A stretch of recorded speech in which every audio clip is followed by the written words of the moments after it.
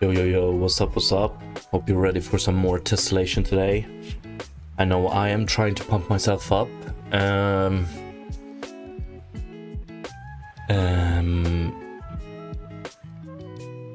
Really do want to finish this up. So let's see what we can do. But I'm just gonna summarize it real quick. So we have this goal type of topology we want. I can't really show it right now because we have disabled it. But the idea is that we rely on we rely on out-of-the-box tessellation down to the last stage where we rely on a geometry shader to clean up the topology like we want it and also do one last subdivision. And now we're just trying to make the seams work with this new way of doing it. So we have all of this working. Now we have improved the topology and we want to make it work once again. Okay, so what we have here right now, what we're plotting is we color each vertex as white. We have actually altered it a tiny bit here, but pretty much we color each vertex that doesn't have a corresponding vertex in its neighboring subquad. So we can see here, let's do this. We go from a subdivision of 2 or subdivision x to subdivision x plus 1, so we get this, this, this, and this. Here we actually go from a subdivision 0, but subdivision y to subdivision y plus, I don't know what it is, 4. So we can see here that all of these are white. And the first approach we're gonna try is that, so if we have a white vertex here, we don't reposition it on the height individually. We just interpolate it.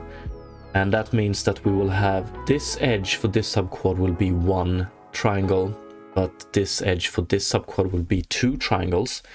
I'm worried that we're gonna see some rasterization artifacts here. So we might need to do a second step after this and actually subdivide this one, so we always match the number of vertices. Yo, good morning, Harukanan. Did you order this white crap that is outside? Yeah, I did. It must have gotten to the wrong city because out here we don't have anything.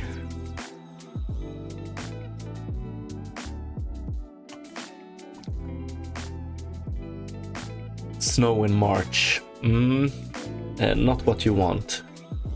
That's springtime. Okay, so the whole process here is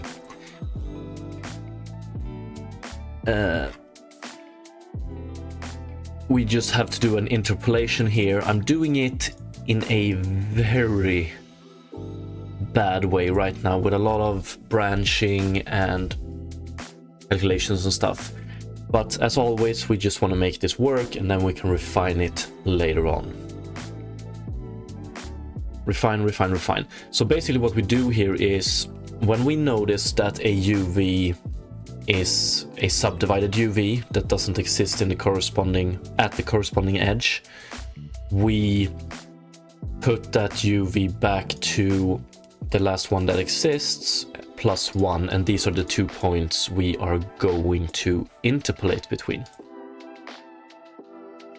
And we're gonna have to do all this shit for all of these, but in the end I think we can get this down, clean this up real good.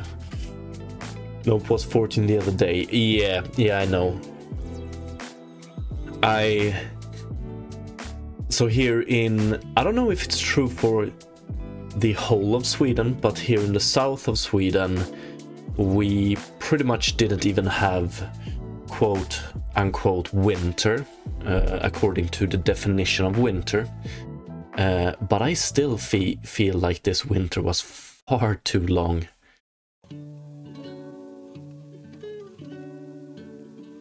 Cold and wet for, what is it now, 6 months, maybe?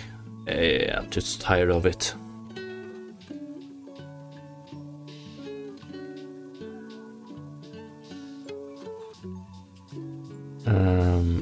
Okay, so we get these 2 points, and then what we're gonna do is...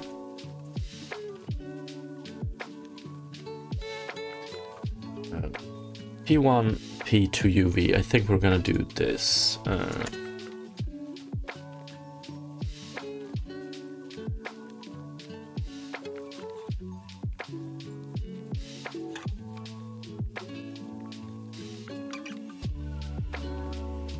Oops.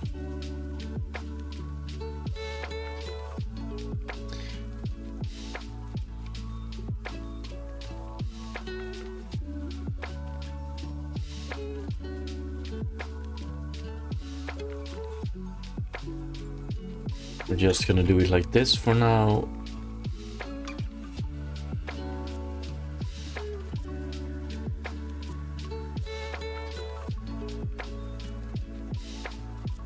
Same here in Varberg. Bye-bye. It was just like a few days of minus and maybe 2-3 days of snow. Yeah, exactly like down here in Skåne. But I mean, there were a lot of cold days, not sub-zero, and wet days. And that's the worst, I think. Okay, so in this case we have x1, so we just do 1. In this case, we want to put this at x. And am I doing this right? Yeah, I am.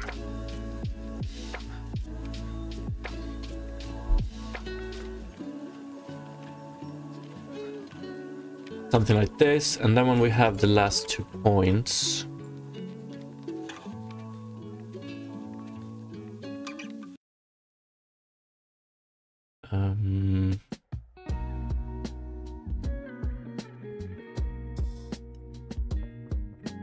if output dot interpolated point is bigger than 0.0, then we do some classical interpolation.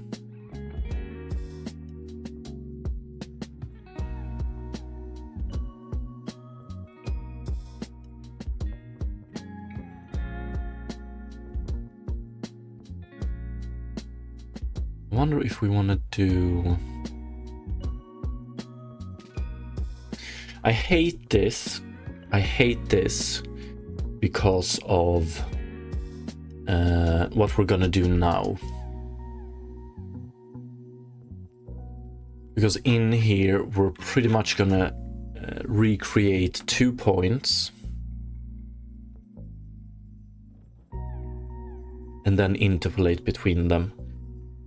I don't like this one bit.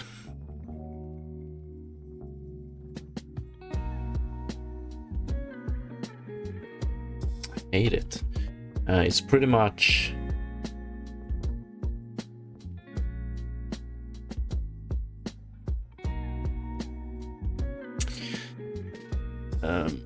so for this point doesn't know about this point and this point, so it doesn't know about the points we're going to interpolate with. And I think we can come up with a solution that actually does this in a way. We'll see. So basically we notice that this is a so-called interpolated point, so we then recreate this point and interpolate between them. It's something similar we're gonna have to do here, and here we recreate this one and this one. Yeah, it's a little bit of a mess, but let's see if it works. So basically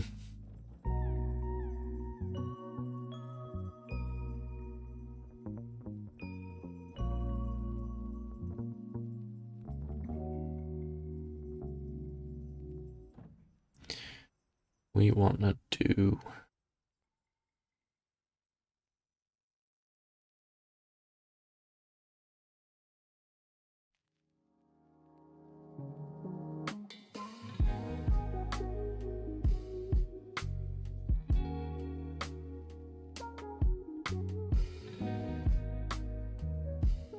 Yo, what's up, Radiant? I'm thinking...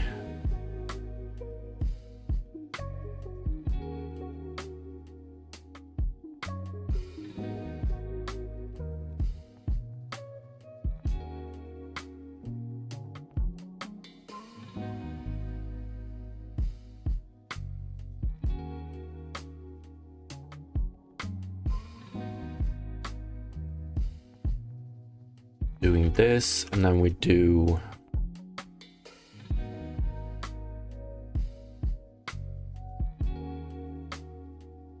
What sucks is... Yeah, we want to do the normals as well.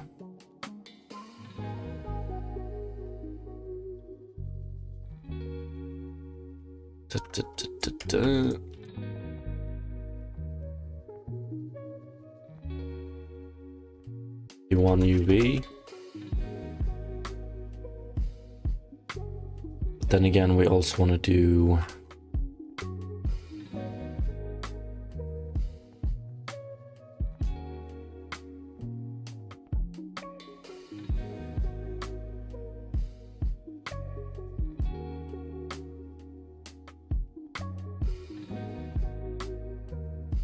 P1 UV is equal to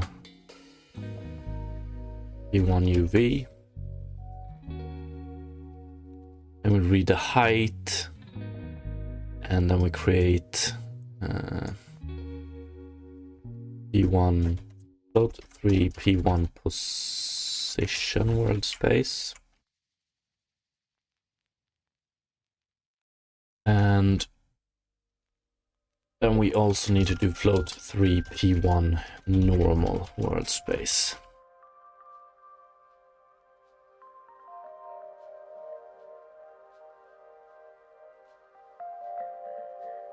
P1 UV.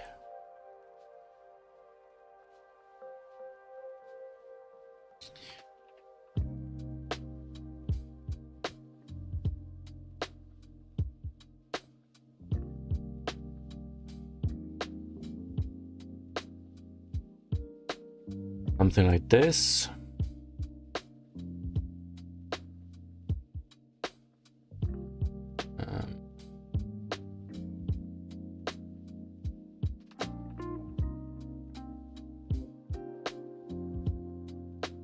My question now is, do we use this UV later on?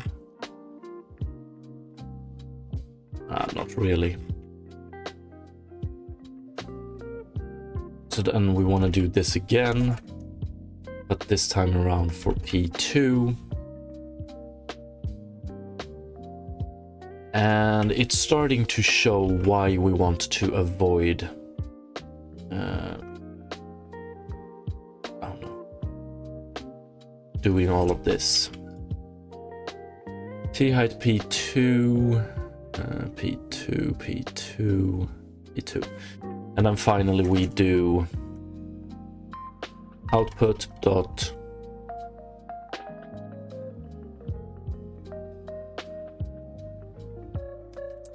position vs is equal to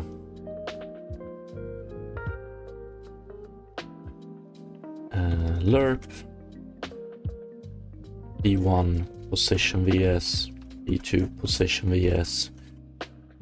Then how much we want to lerp it is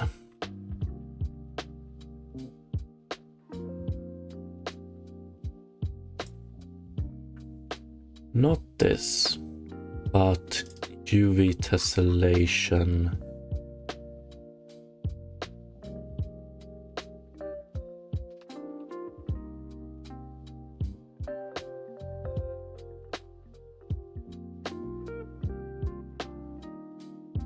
Float T.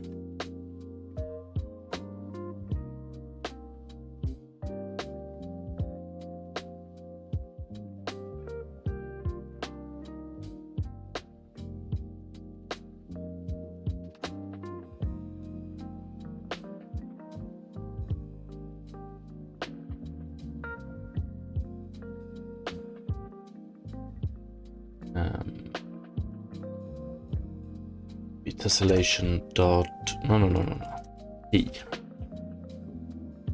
And then we want to calculate this one. We do it with output position, and we want to calculate this one. Something like this, I reckon. But like, take a look at all of this. Our domain shader went from 10 lines of code to, I don't even, 100 maybe.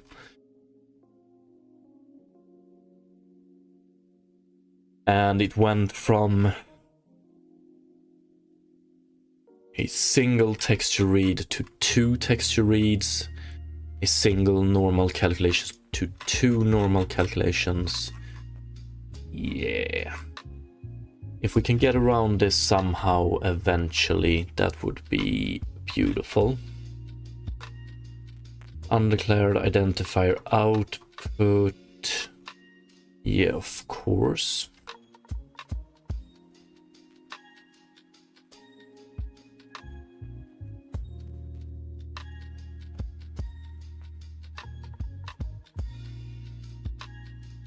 T height, we use T height twice.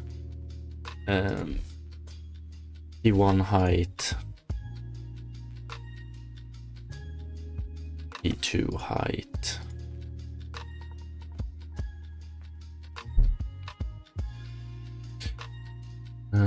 Okay, let's see how this looks with height applied to it.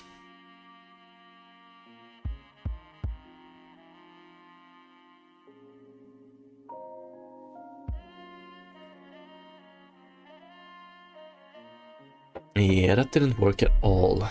What did I fuck up?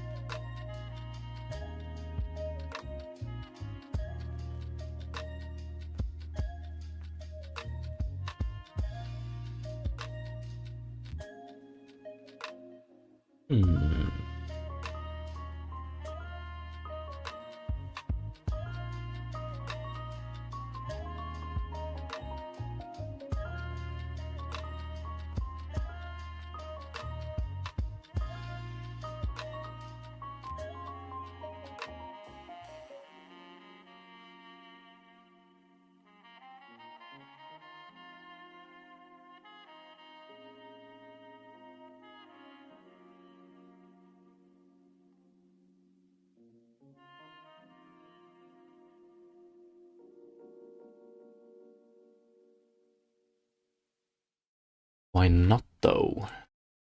The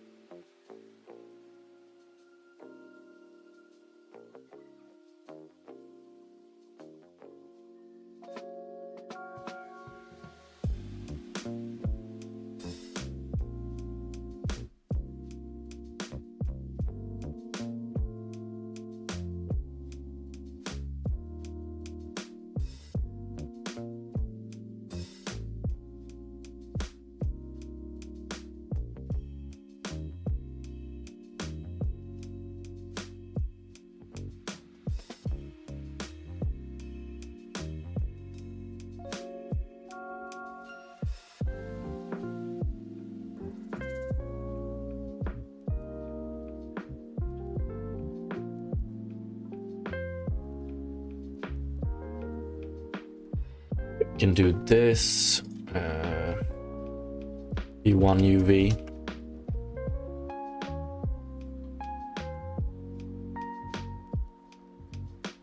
And then we do return input.uv.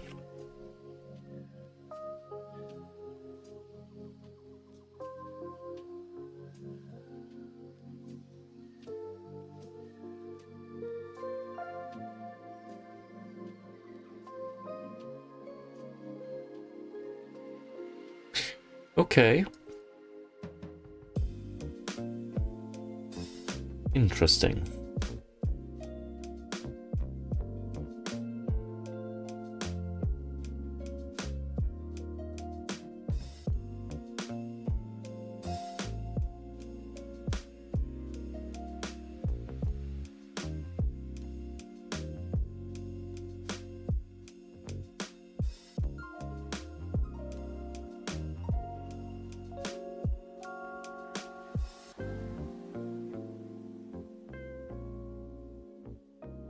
Interesting, interesting, interesting.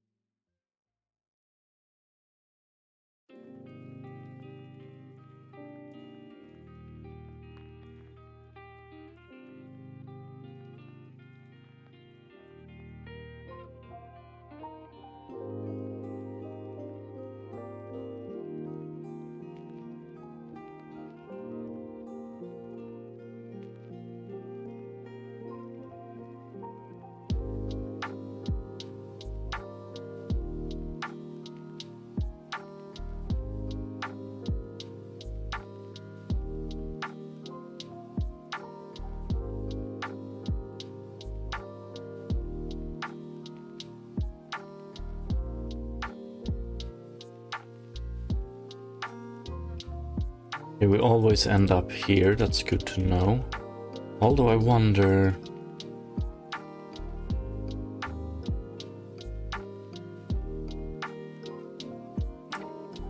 Oh yeah.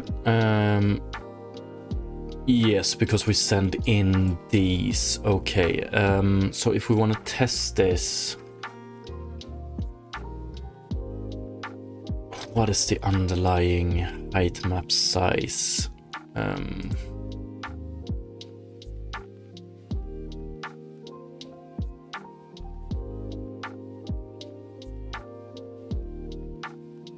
We do height map size.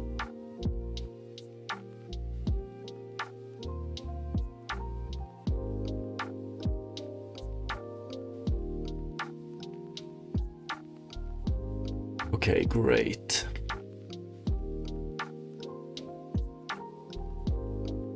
So what are we seeing here?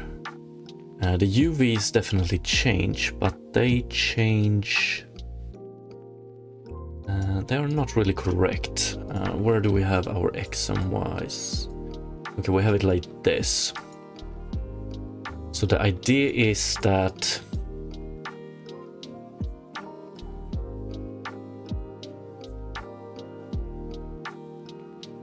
The idea is that this one should have the same UV as this one.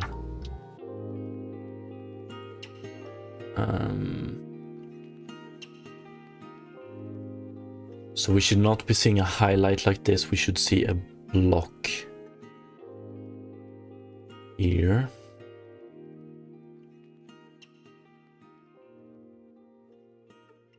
One sec. We should see a block here when we do P1 UV.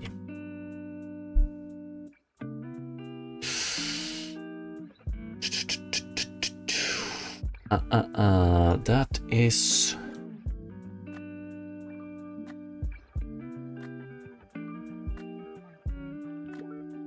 not what I want to see.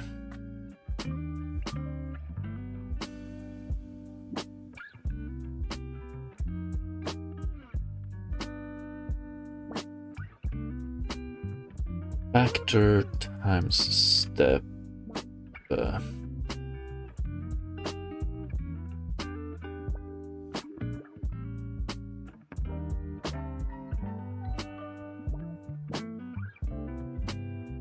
Yeah, we base these UVs on UV tessellation, and here we use them as if they were based on input.uv. I see, I see. So what we need to do is...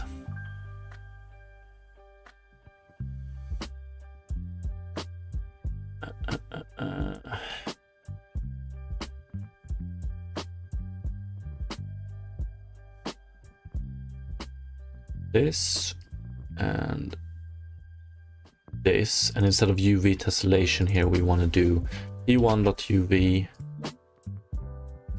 and P2UV.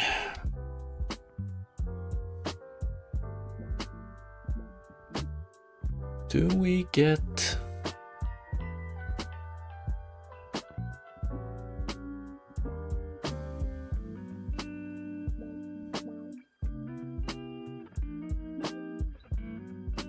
I don't even know what we're seeing here, but we're definitely seeing something here that is not correct.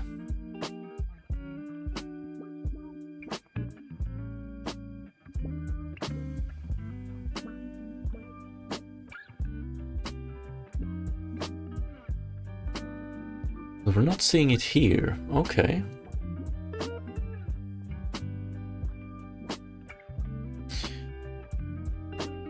Okay, we're not seeing it here nor here because we're actually seeing it here.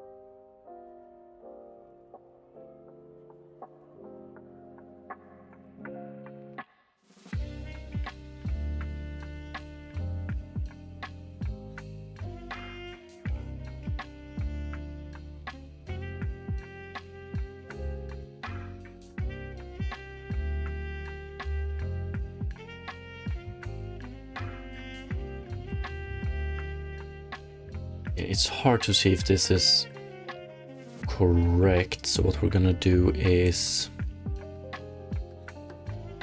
just do UV here again, and let's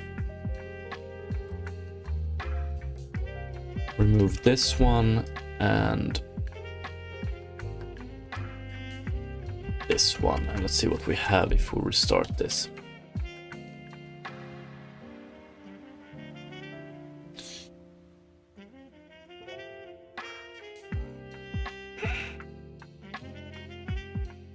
Ooh, okay, that's not correct.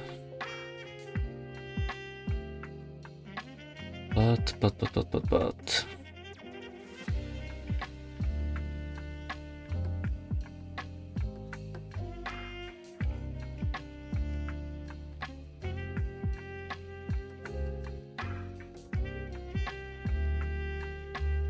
Here it actually looks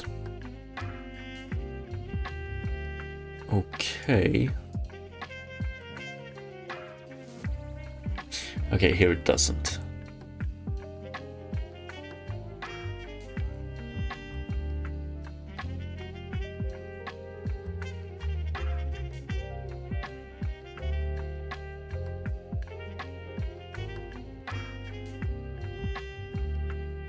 Jump down, jump up. Okay, that tells me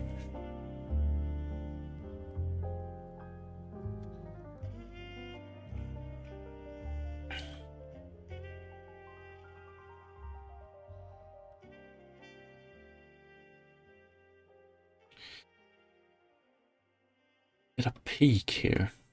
What is that about?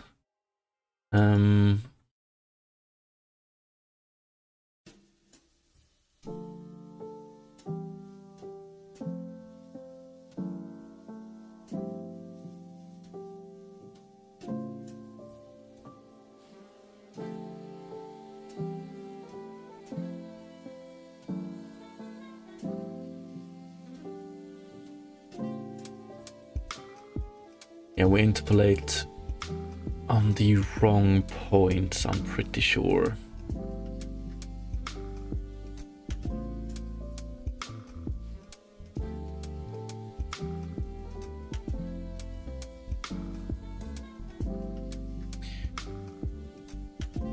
Although I wonder, I'm very interested in what points we're currently interpolating on. Can't make much sense out of this.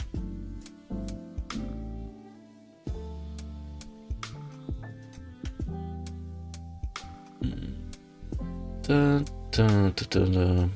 Initially I thought we're interpolating between this and this point, but that's not correct.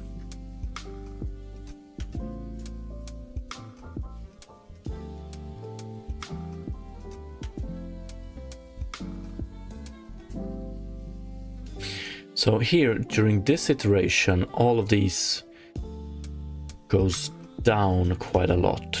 That's not what we want to see. So the height of this one should be interpolated between this one and this one. What the fuck are we seeing here?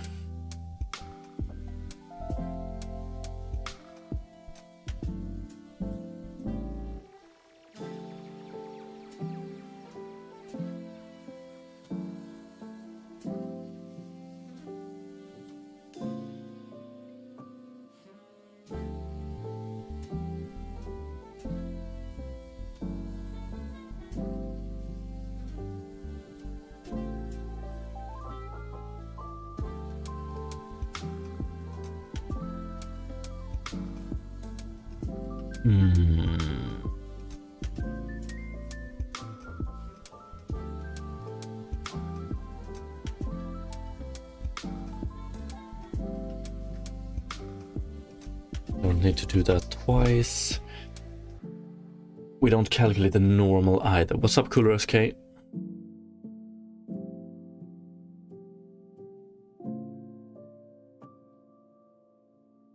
want to do...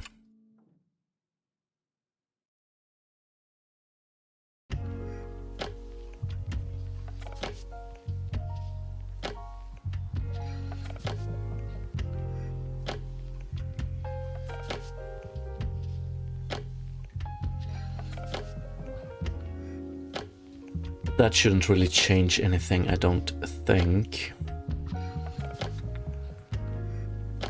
Position VS.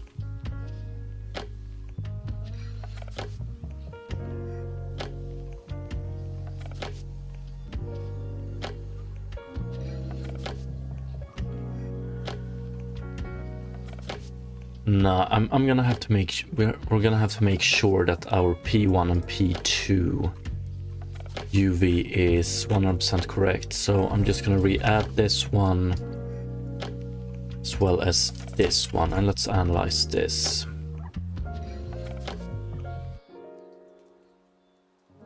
Okay, like this, and then we go down to, we'll go up to this one, P1 UV.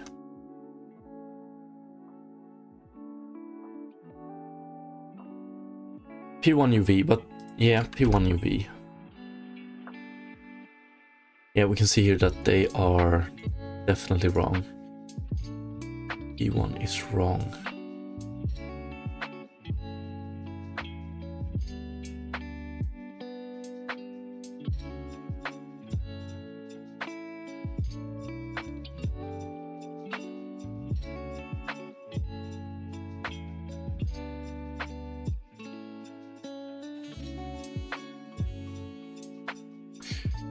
Have I flipped them somehow?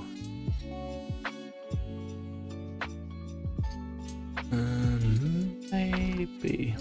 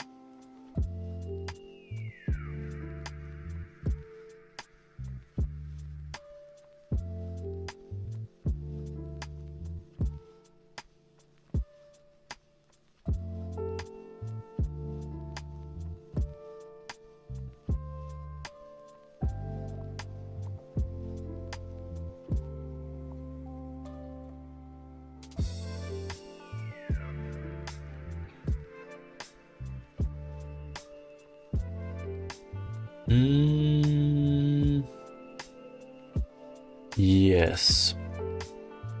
Factors edge 0. Factors edge 0. Here we want to go with 2.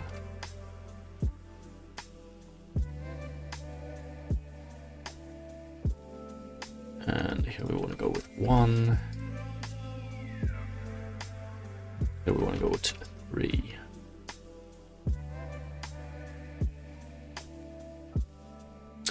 Did that seriously not change it more than this?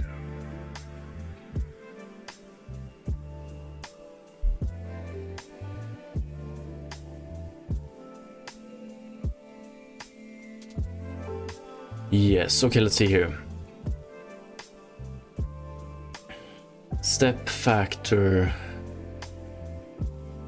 Step and factor, what do we have? Then we have UV tessellation Y. UV tessellation X. Tessellation X.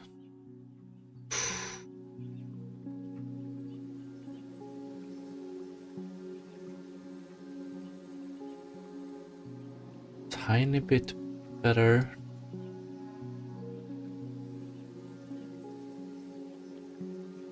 But it's not perfect.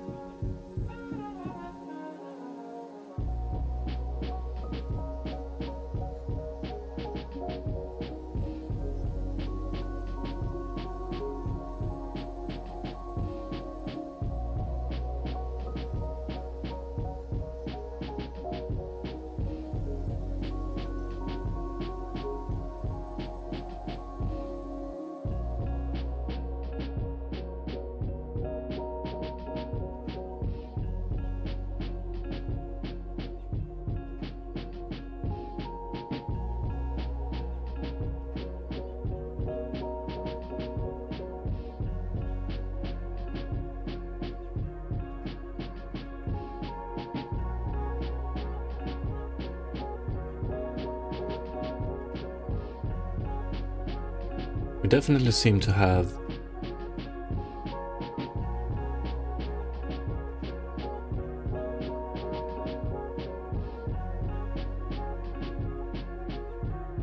do we only have a problem in one direction? Here it looks okay. Here it doesn't.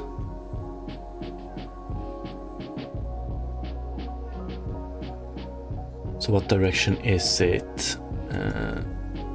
So it's in the...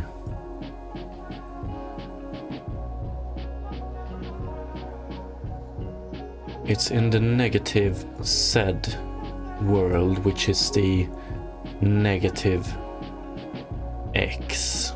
So when X is 0, we seem to be having a problem.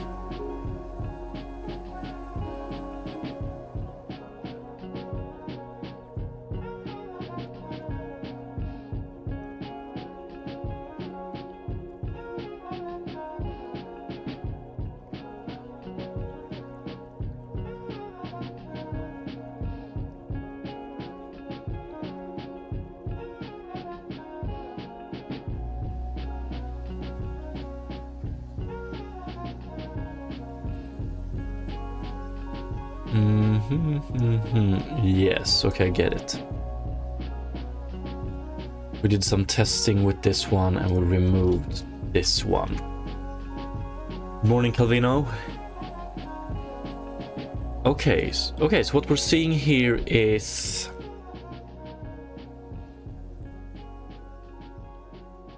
perfectly interpolated UVs. Fuck, it might be hard to see this. So let's quit this. Hide this. This, and let's see what we get. We don't want perfect UVs here. We want truncated UVs at certain points, but we're not.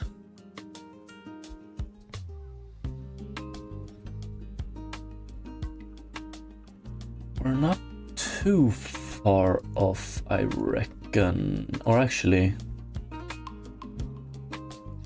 ugh.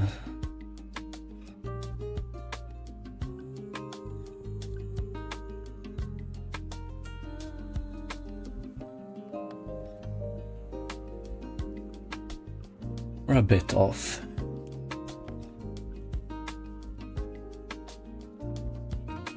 Do we have it working anywhere?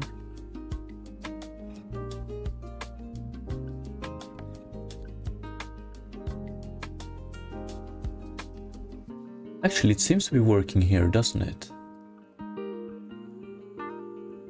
Or... no, not really.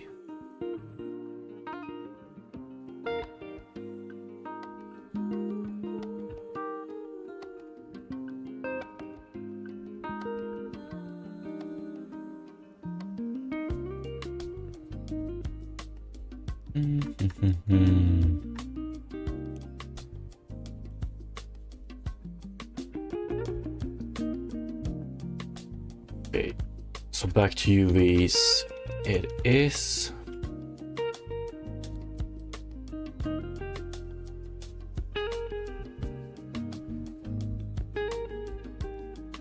Want to see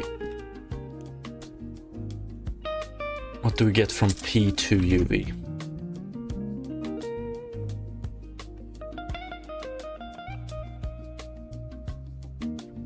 Okay, P2 UV is still fucked. P1 UV.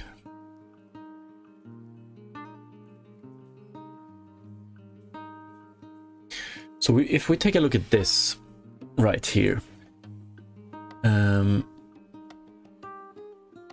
let's do it like this. X, Y. We take a look at this right here. We're getting a good gradient here. But what we would like to get is the UV of this point in the X direction should be equal to this point.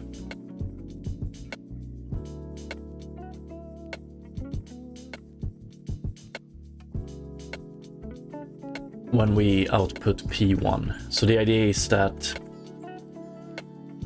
for this point we calculate or recreate this point and this point. P1 UV should have the UV of this point and P2 UV should have the UV of this point.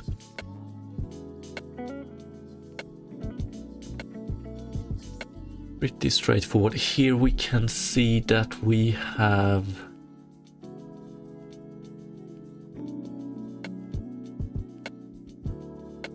so pretty much this point would have these exact same UV as this point, which means that we should be seeing a line like we're doing here, but it should be colored exactly like this one all the way over. Okay, so something is wrong. And I think the answer is that if we check P1, so if we have P1, we should be seeing this color here going all the way to here. So we shouldn't be having this gradient here. Makes me wonder. Step, or first of all, interpolated point is equal to, if this modulus this is not equal to 0, that means that it's a subdivided point. So we calculate a step and a factor, and that's our UV. Here we do factor times step. Floor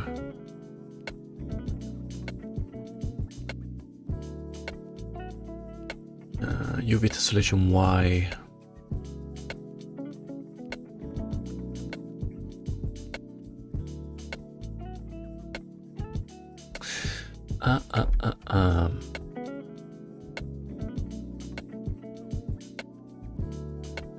This gives us the correct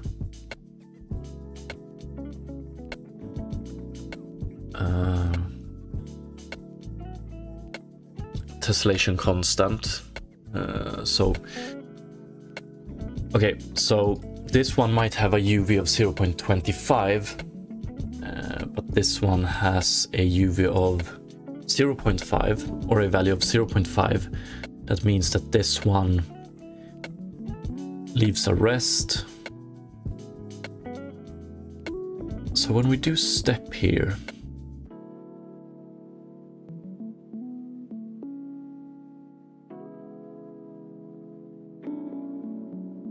we just take this one. We can clean this up a bit, but we take this one, that's our step, and then factor floor.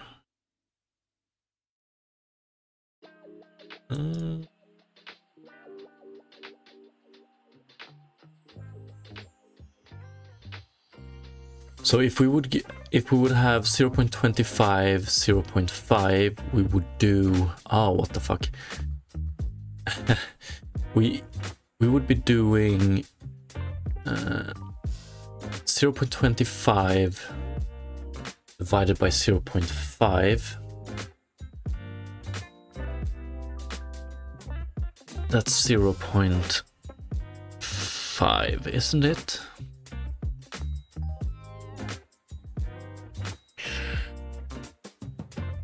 Let's double check it. 0.25 divided by 0.5. Yeah, 0.5.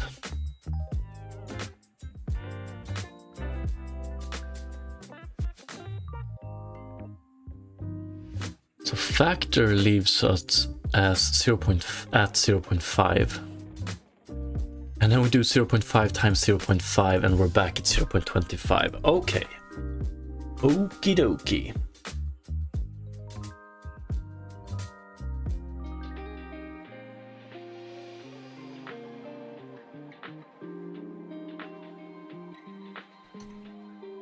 So we do a hell of a lot of calculations to end up with the original result. Step is calculated the correct way. This one is 0.5. Factor. 0.25.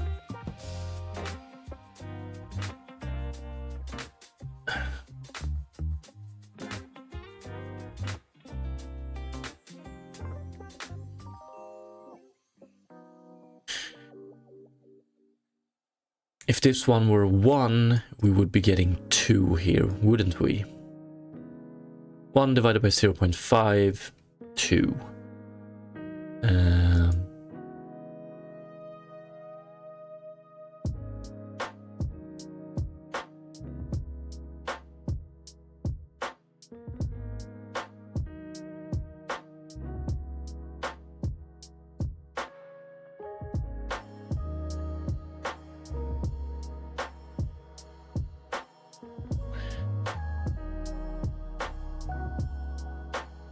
Could we just do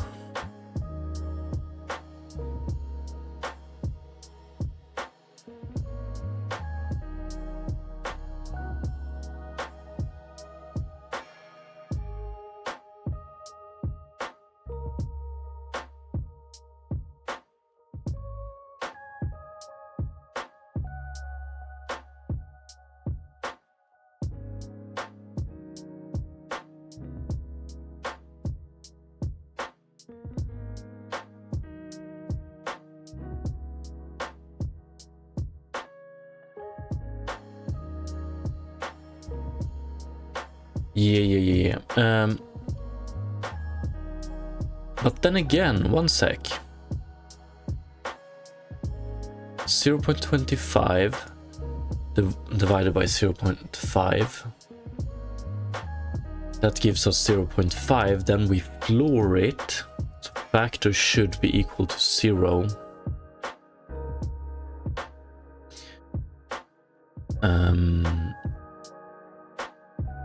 Right?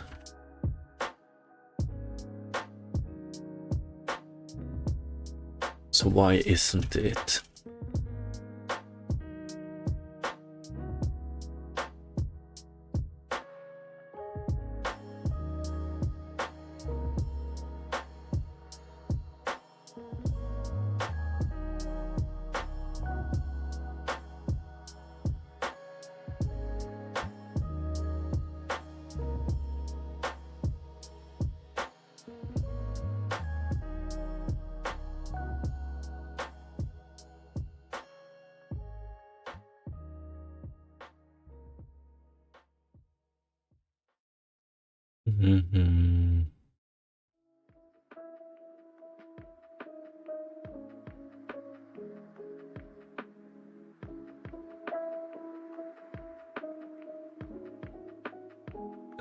How long have you been doing this project? You can check my YouTube videos and you have a pretty clear timeline there.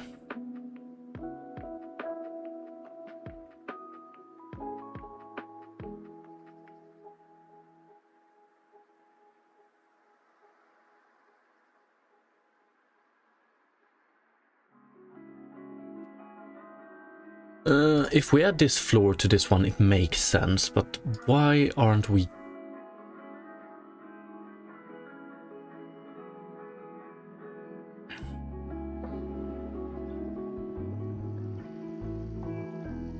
UV tessellation Y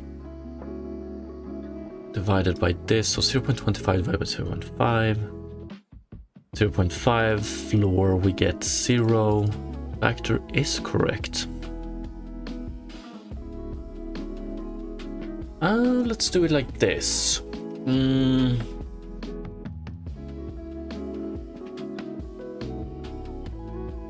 P1 UV.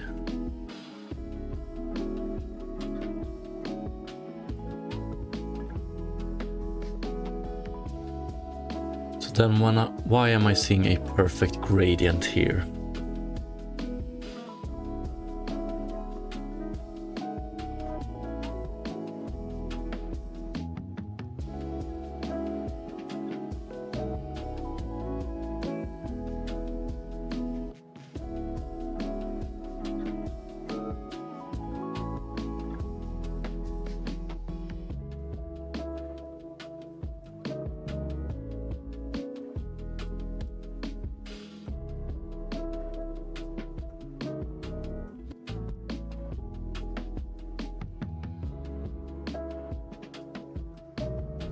P1 UV,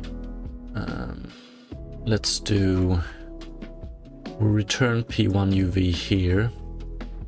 So let's try and return U 0.0.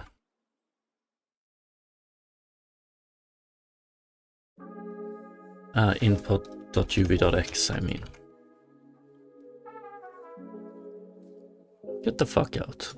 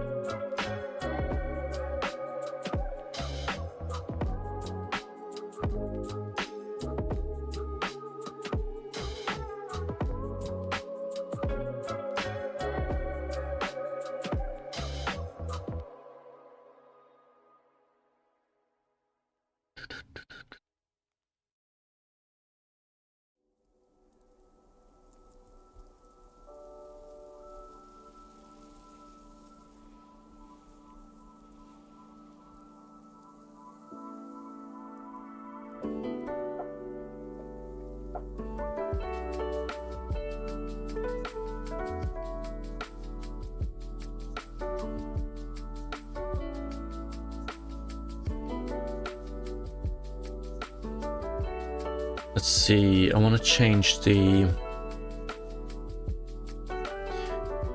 X at 1, so here.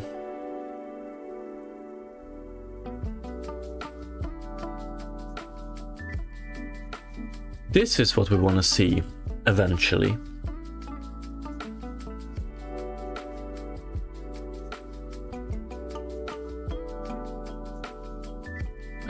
This is what we would like to see here for this one. So yeah, we would like this one to be 0.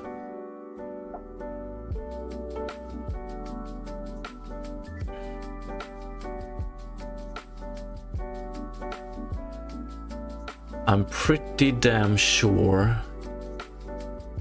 that we can do... I'm pretty sure that step here is 0.5 and this one is 0.20. No, step is 1 at this point. 1, 0.5. 0.5 divided by 1 is 0.5, then we floor it to 0. So why isn't it 0?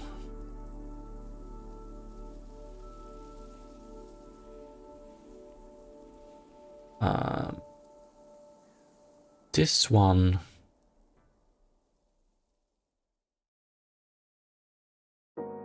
or this one is not what I think it is.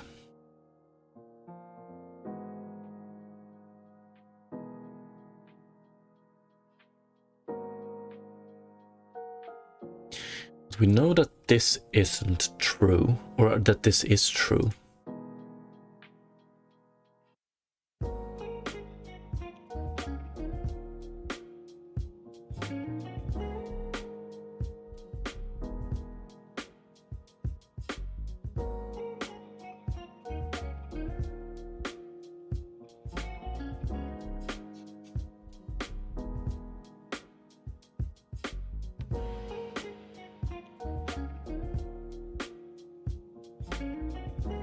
I want to double check these just to be sure.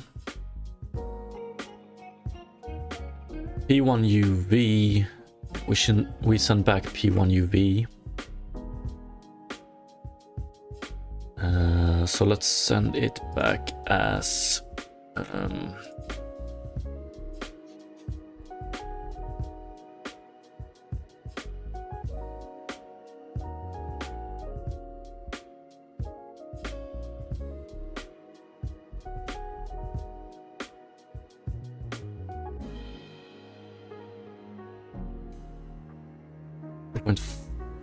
or actually 1.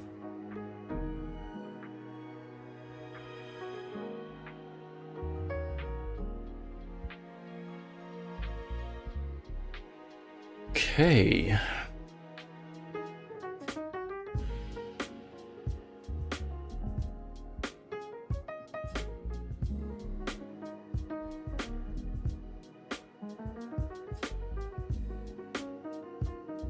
Good morning, PG King. And welcome to hell. Tessellation hell, that is.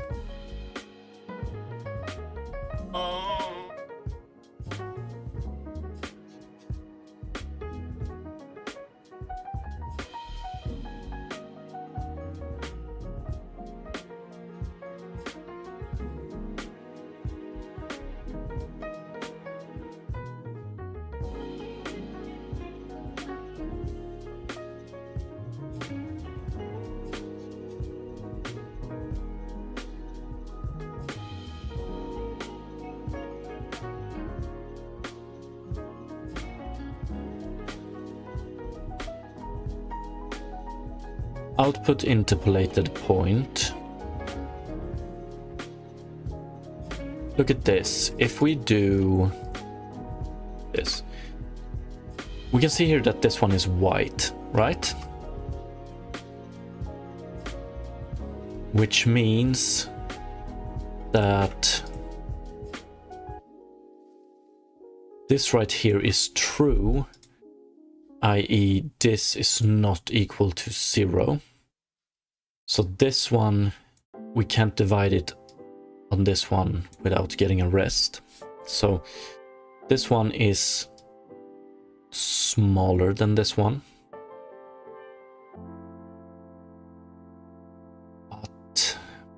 But okay, we're gonna do one. We're gonna check it like this. Return interpolated point, and then we skip this and we just do output interpolated point is equal to, actually let's put this one down here without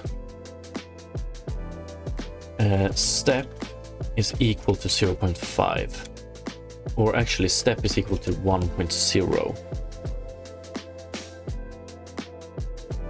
Okay, so step is equal to 1.0, although yeah, step is equal to 1.0. We do step is equal to 0.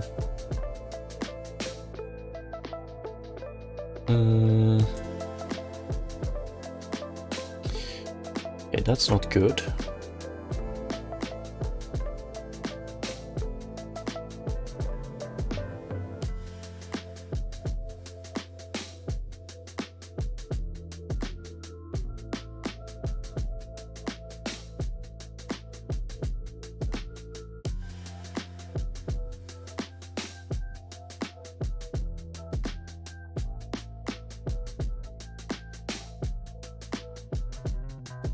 We do this in the geometry shader. I'm not sure.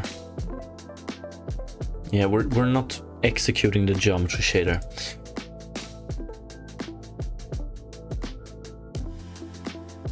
Step is equal to 0 returns true. If we're looking at the correct one, that is.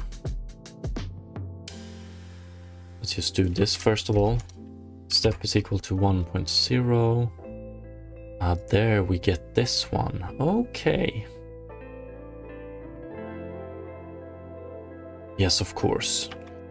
So step is equal to 0 gives false. 1 false. 0.5 false. 0.25.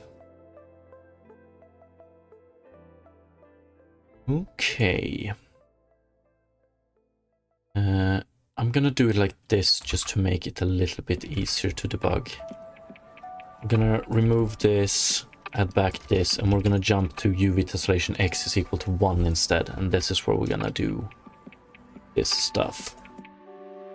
So we can do output dot interpolated point is equal to 1.0. Then we get this one. If we do 0, it's black, beautiful. And then we do step is equal to 1.0. Okay, great to know. 1 divided by output interpolated point. Of course, we use interpolated point here. So we want to change this one to interpolated point.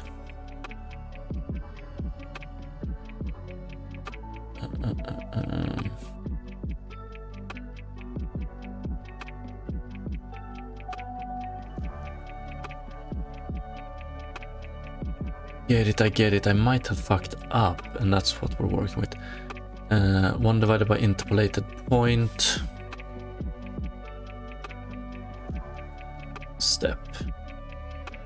Now we have step is equal to 1.0. Not equal to 0. Okay, great.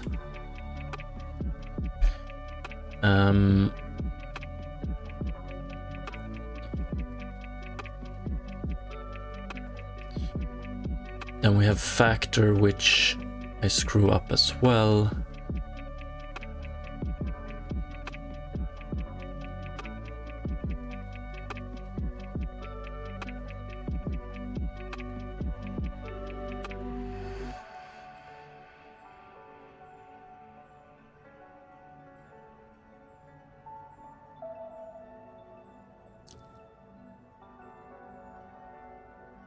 Factor, don't we just want to do step here?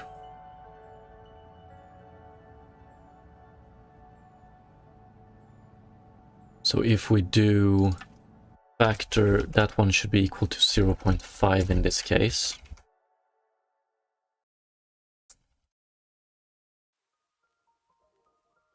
UV tessellation Y.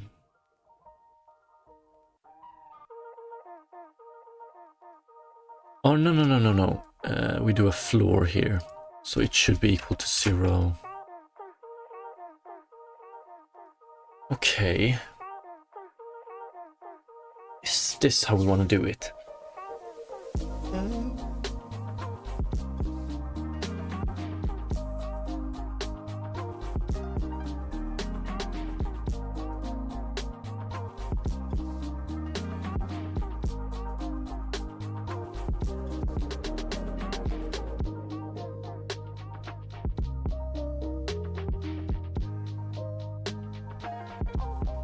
So in this case, if we would be doing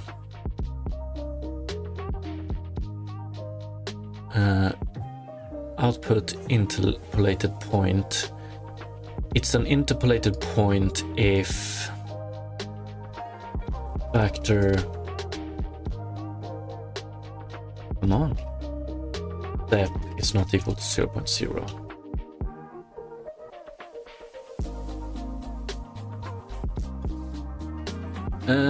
But we don't want to floor it here.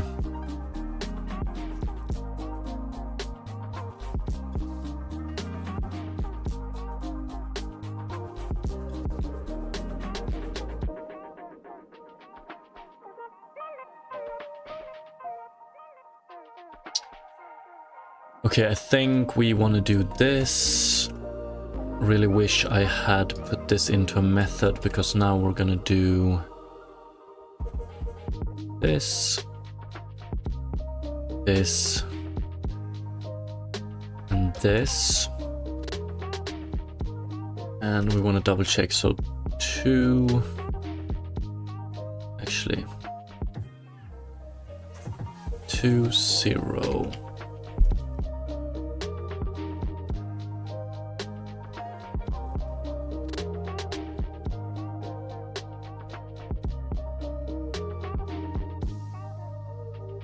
One,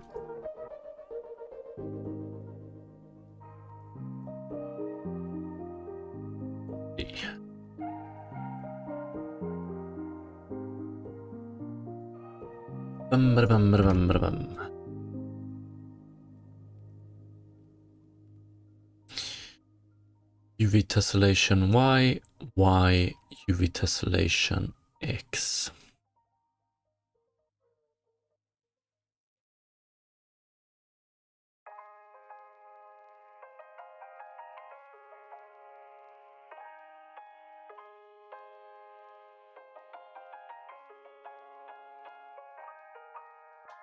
Beautiful.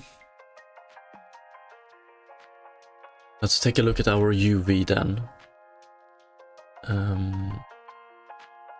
P1 UV.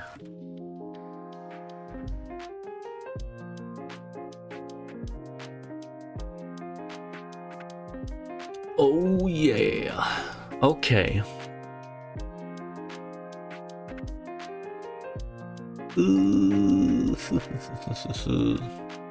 This is good. This is good. This is good. This is not good. Actually, maybe it is. It's just not that visible.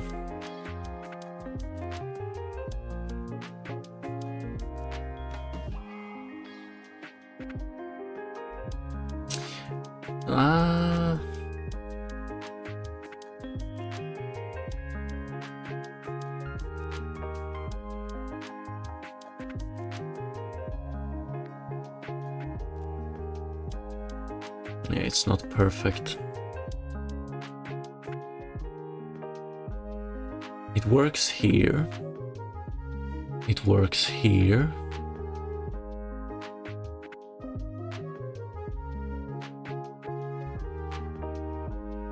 It doesn't work here.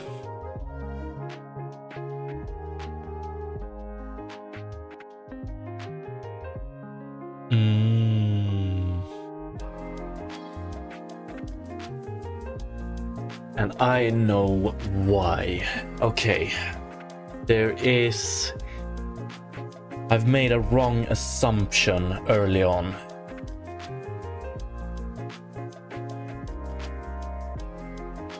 Which now fucks it for us. So pretty much... How can this be true? Yeah. This whole quad gets subdivided by the maximum amount. No. My assumption is correct. No, it's not. Okay. So this whole quad gets subdivided the maximum amount. So we're closest to this edge. So we subdivide the full quad the same amount we would subdivide this edge. We do the same for this one, so this edge is closer. This edge right here, for this quad, we subdivide it as many times as this full quad. But the dynamic tessellation for this edge would be 1 time less. So we should only be getting this point, and this point, and this point, and this point. And that's the result we get. So in our calculations with the UV, we notice that this one is subdivided, or this is an interpolated point, this is an interpolated point, and so on. The problem we have with this one, that doesn't make sense. So this edge should be subdivided the same amount of times, which should mean that this full quad should be divided that amount of times. Am I...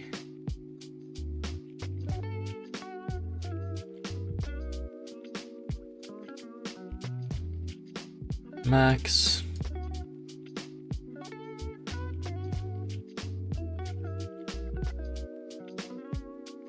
Okay.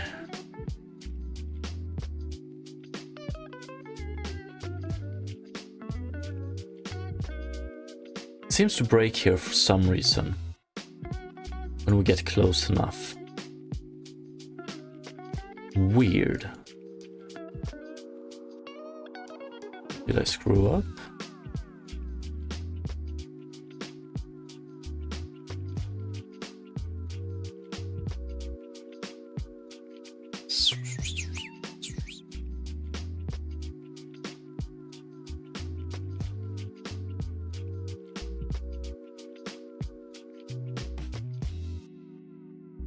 Are we getting rounding point errors is my question. Nah.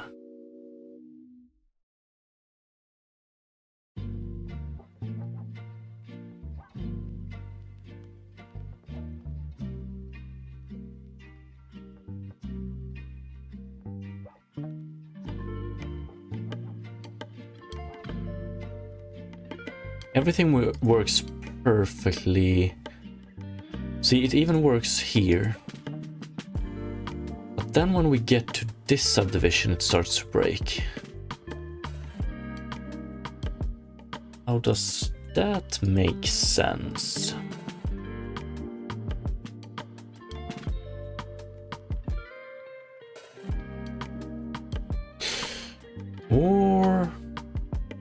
P1. Now this one should have P1 as well, but it doesn't.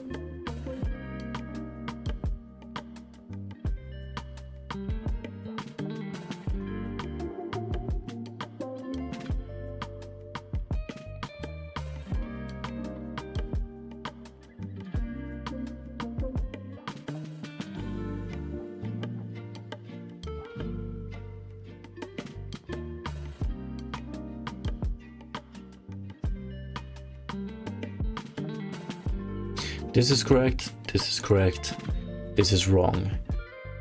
So 0.25, 1. Okay, does it start to break when... Oh. It starts to break when this gets subdivided. So it starts to break when... this one is not 1. So as soon as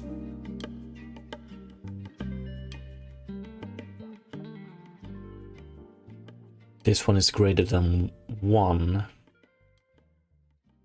or when it's smaller than 1 rather, or no. Edge dynamic.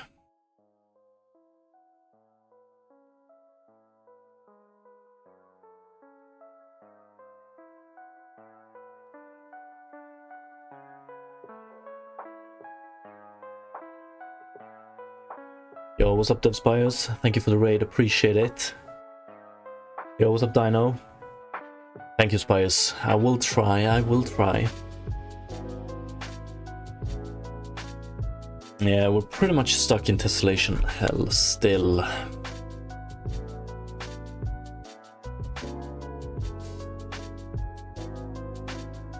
Aspro, thank you for the follow, appreciate it during these hard times.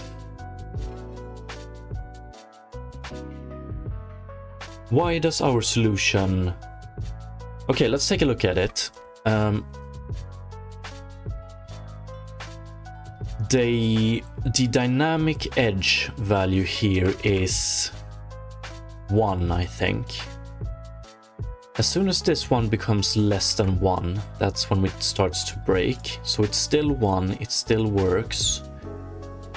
Still 1, still works, but when we split this is when it starts to degrade.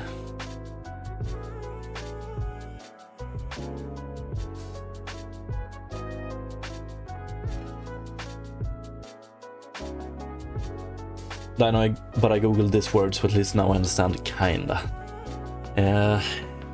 It's been rough.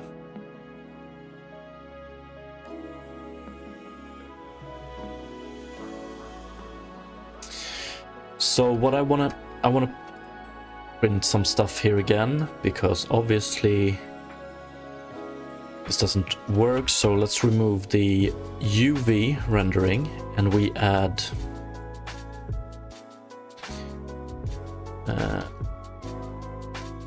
output.interpolated point is equal to step is equal to 0.5.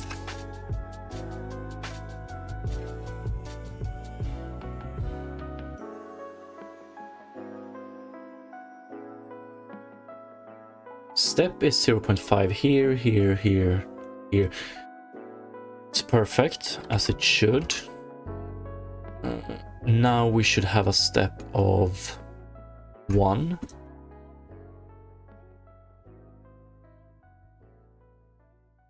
Beautiful. So the step seems to be working. We're gonna double check it one more time. Okay, 0.5. Now we should have a step of 0.25.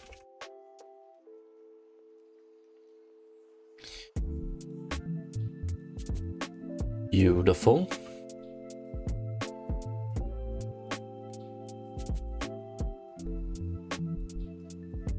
So the step works. Let's take factor then.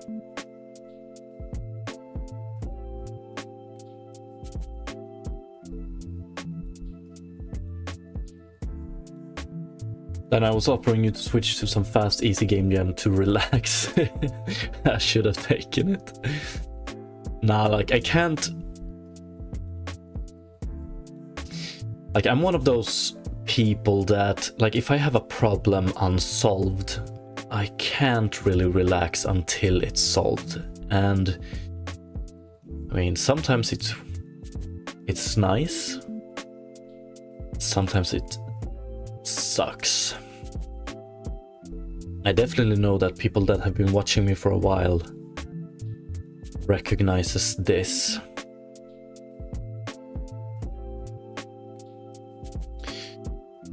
Okay, so step is correct. How can we double check factor now?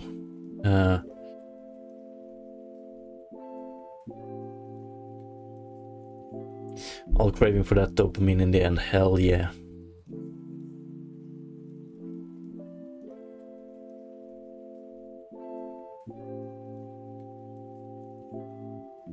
So factor, in this case, factor should be equal to... Let's take this case. In this case, factor should be equal to... Actually, for this one, it should be 0, 0, 0. 1, 0, 0, 0, 2. So if factor is equal to 1.0, we get this one, this one, this one, and this one. That's fucking beautiful. If factor is equal to 0, we get this one and this one and this one. Okay, that's great. That's exactly how we want it to work. Here we have a factor of 0 for all these. That's the way it should work.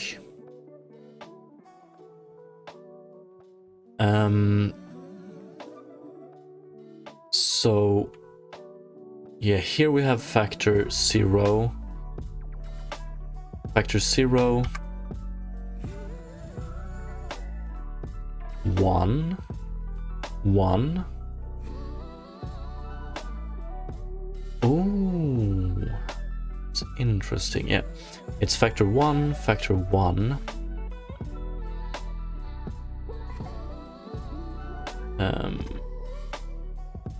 Factor 2 gives us this one and this one. Factor 3, this one and this one. Beautiful. Factor step works.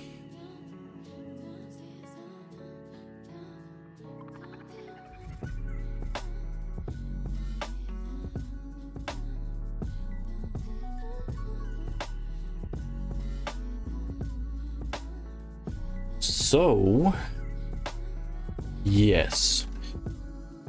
This one seems to be the wrong one.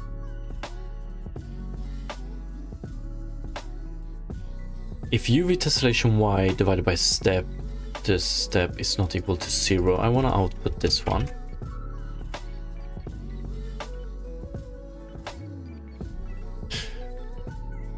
This one should be marked. Okay, so here it works. Here it doesn't work, here it works. Okay.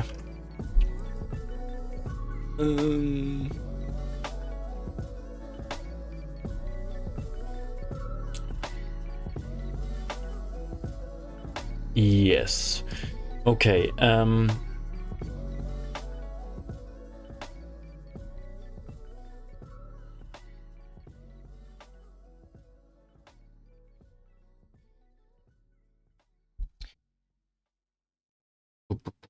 ooh.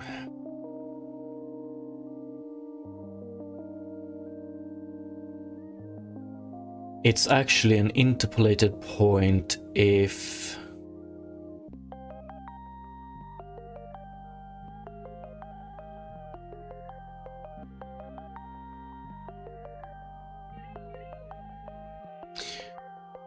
UV tessellation y.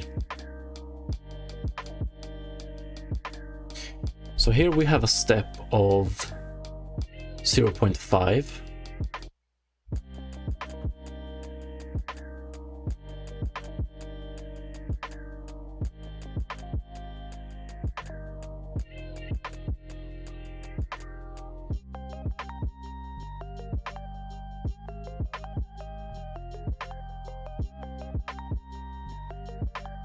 Great, there we go.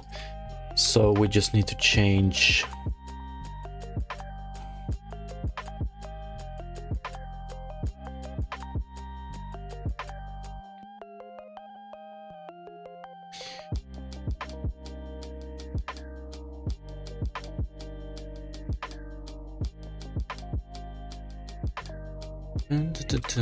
beautiful. And now finally let's see the UVs again.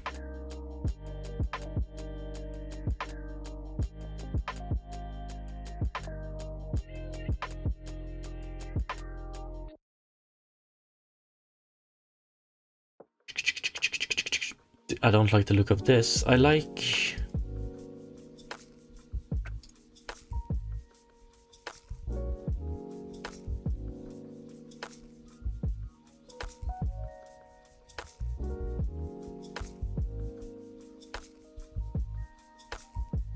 It gets harder and harder to see here, but this works. I think this works.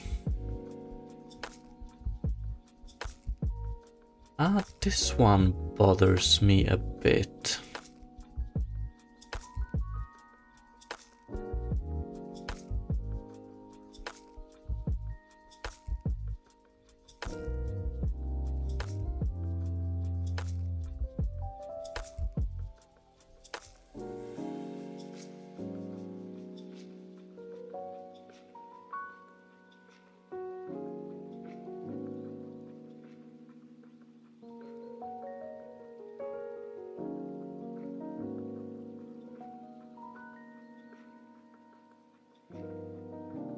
This looks real good. And here we take the correct one. This one right here.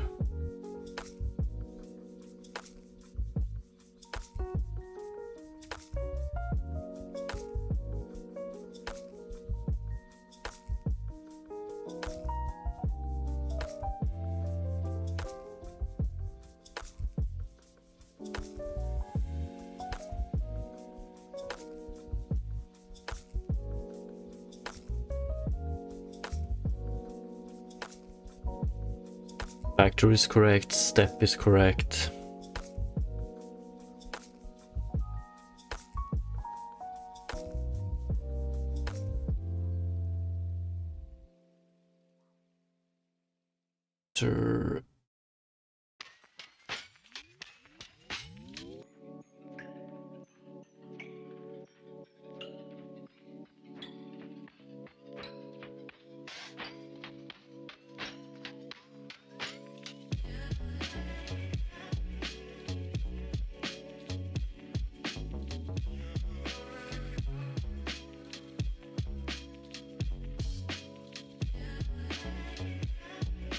So what we're seeing here is what we should be seeing for these as well. So we should see a line here with the same color, a line here with the same color, a line here with the same color. That's not really what we're getting though.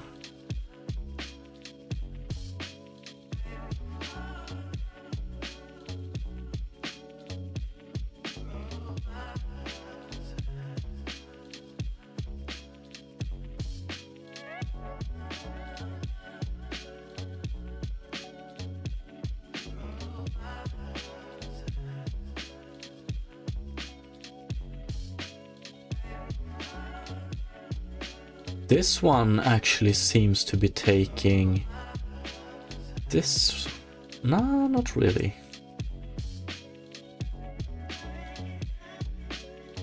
But then again, yeah, we're gonna do this.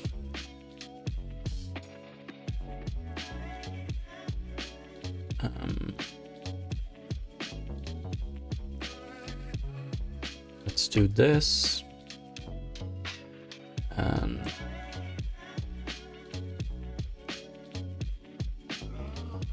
let's try it with height one time and see how it looks.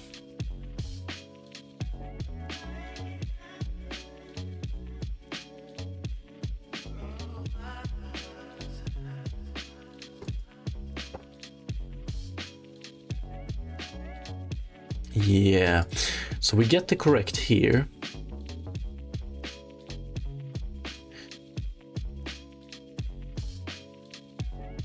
So for the first one it works, then it doesn't work. That's interesting.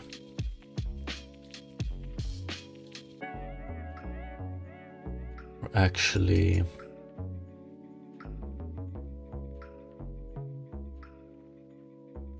yeah, for the first one it works here.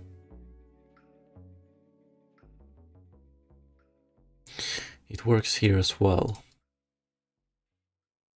It's beautiful. Or not really.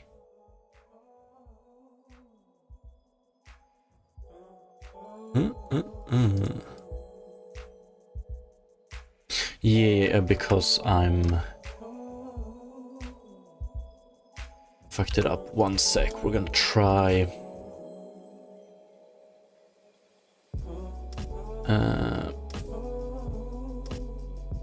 We want to do. Did I really? We don't use this one.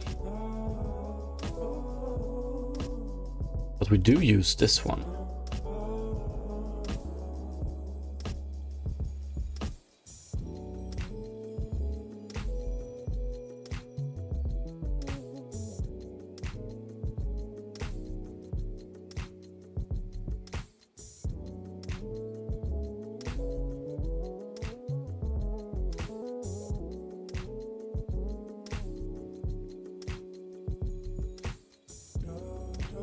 Okay.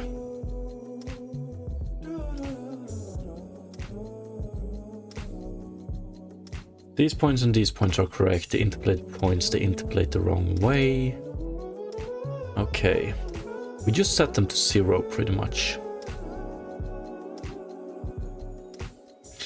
Interesting.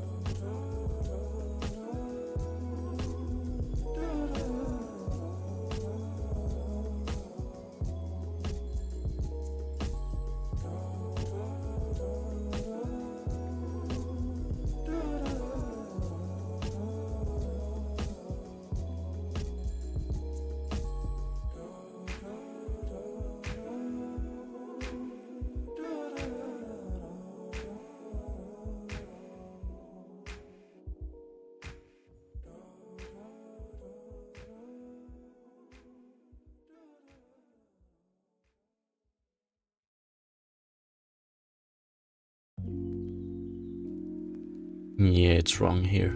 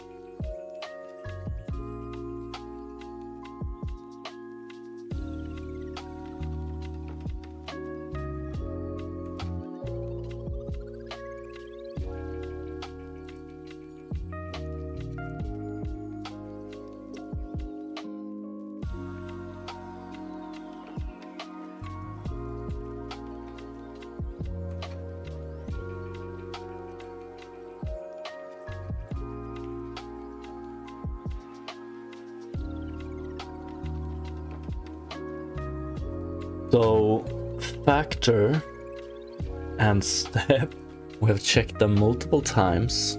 They seem to be correct.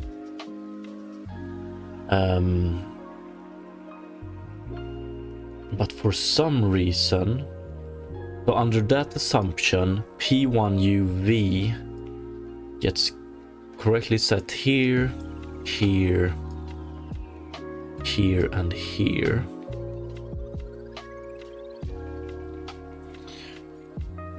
What do we do with it later on? We don't do anything here, nor anything here. And then we just set output UV to be equal to it.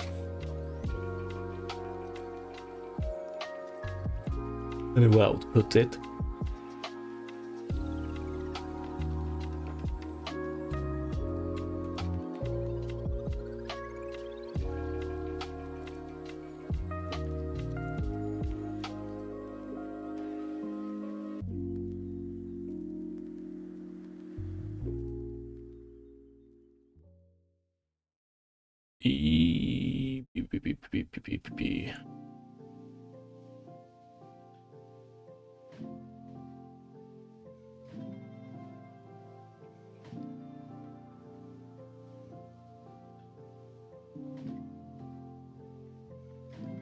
So here this one becomes 1, we just check so that it isn't 0.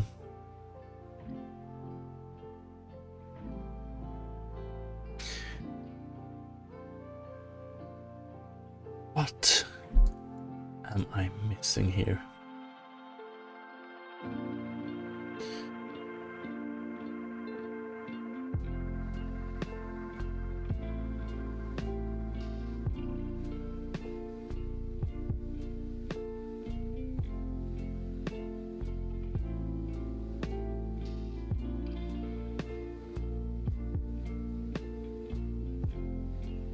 So in this case, step 0.5.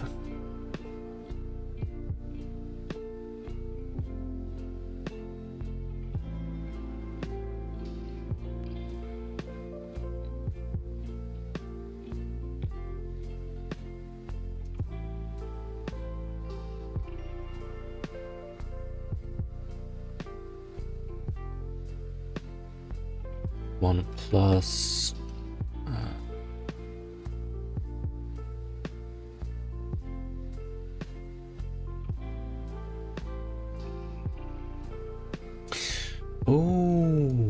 I wonder, Tessellation Y, we don't use that one down here, but that's what we set this one to eventually. Or actually, one sec, T, I mean. We use T here and here. Okay, so the height, I can understand that being wrong. Because when we set T, we actually want to do... But it shouldn't really affect P1UV.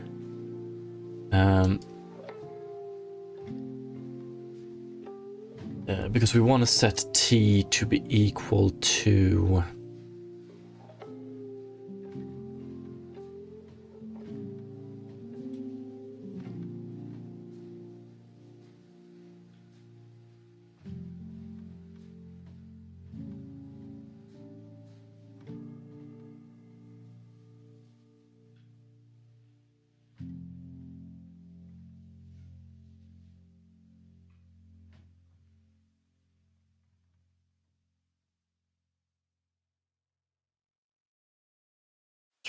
So right now we set T to be equal to 0. We can do this. 0, 0.25, 0.5, and that's wrong. We want it to be set to, or actually in this case we want it to be set like that. 0, 0.25, 0.5, but that doesn't work when we have this right here. This is 0.1, 0.2, and we set the t to be equal to 0, 0.25, 0.5, but we would like it to be set to 0, 0.5, 1, and then 0, 0.20, 0.5, 1. So this one is wrong, but I don't see...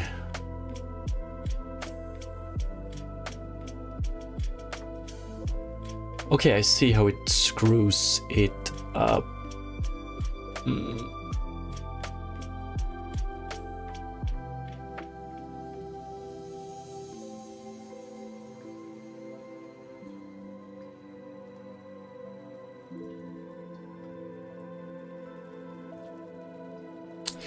Nah.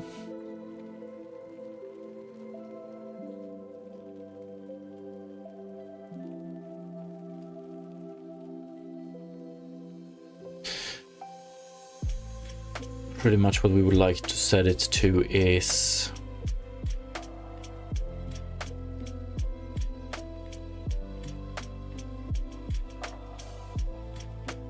inverse lerp 0, 1 between factor or p1 uv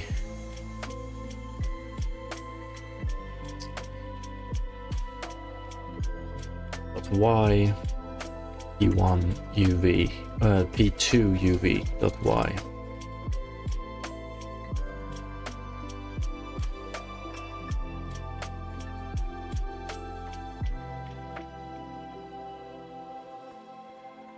But still, I don't think this should affect the issue we're seeing. No, but this might fix the heights. So I don't know how visible this issue is on the stream, but we can see here that we get a red line from here to here. That's very nice. What I would like to see is whatever yellow color we have here, I would like to see that here as well. But it definitely looks like we're or maybe... Actually, maybe it's correct. I'm just...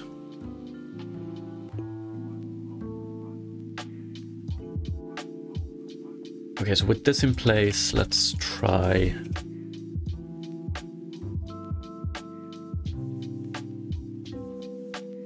heights again.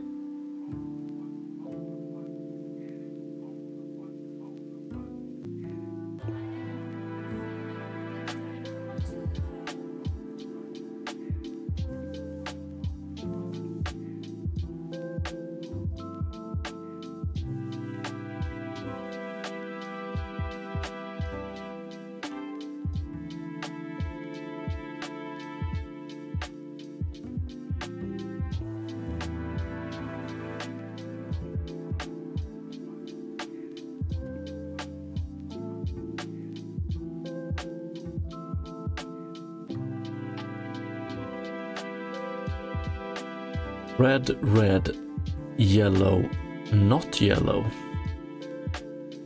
There's definitely something wrong here.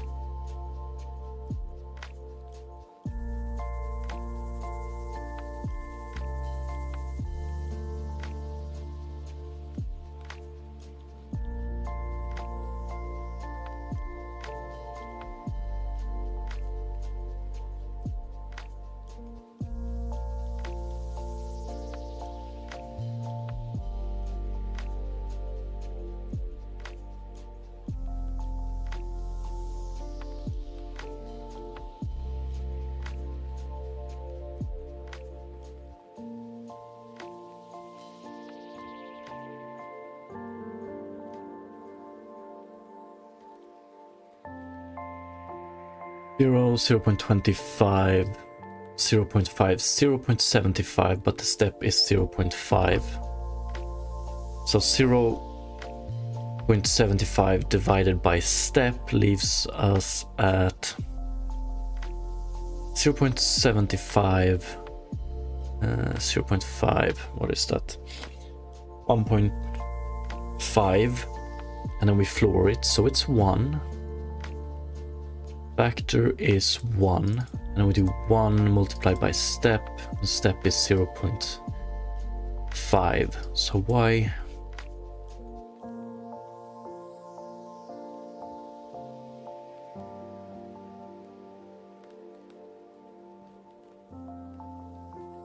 Why?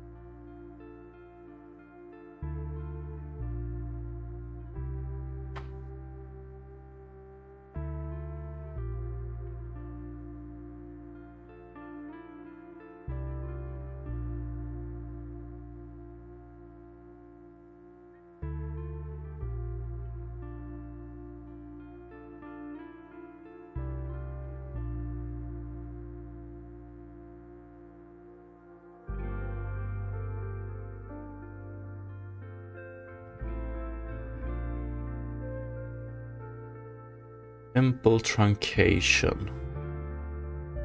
That doesn't do its job.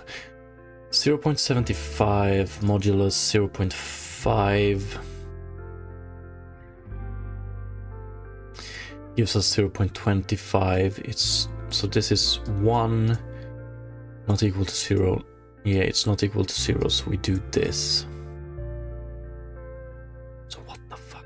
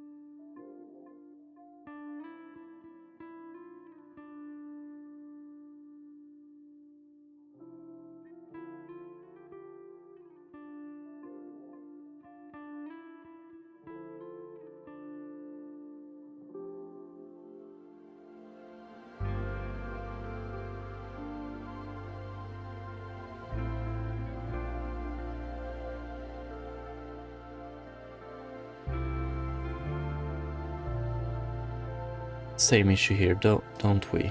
Yeah, we do.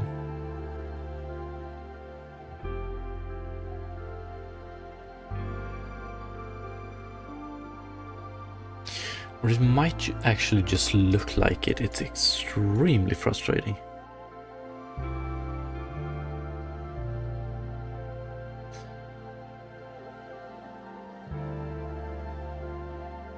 Okay, let's do one. I want to do one double check here. We're gonna return interpolated point. And then let's see if we can manage to do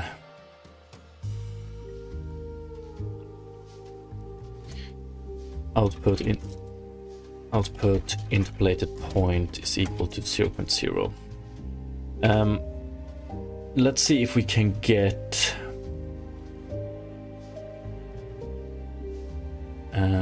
let's see if we can calculate P1 UVs, so this part. So for this one, for instance, it should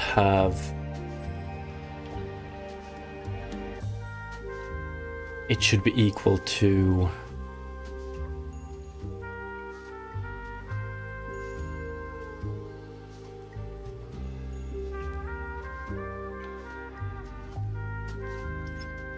Factor times step for this one should be equal to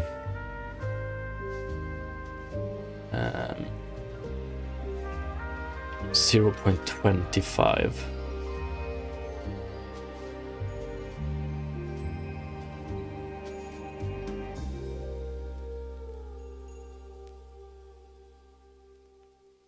We get these two. We don't really care about this one. Or actually,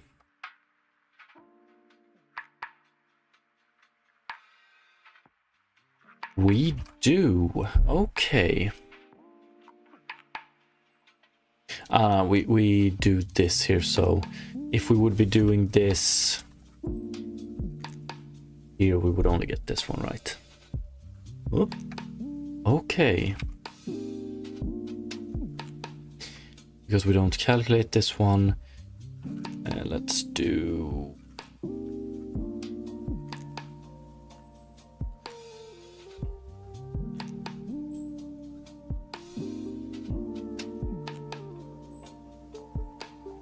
There we go. Now we only get this one.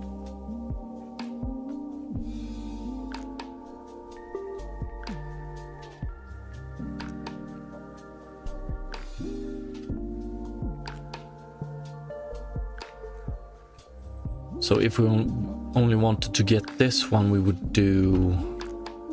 Then it would be equal to 70... No.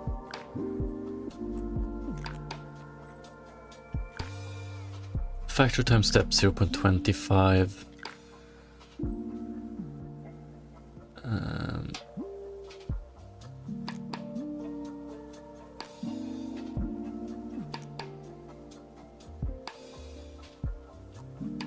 Yes. So for this one it would be 0.5. 0.75.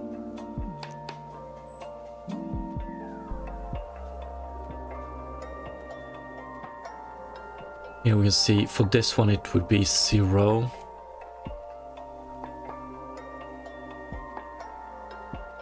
For this one it would be 0.5.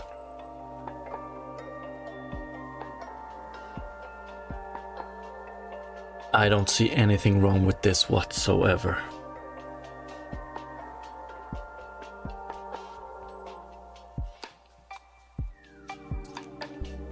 Is this correct?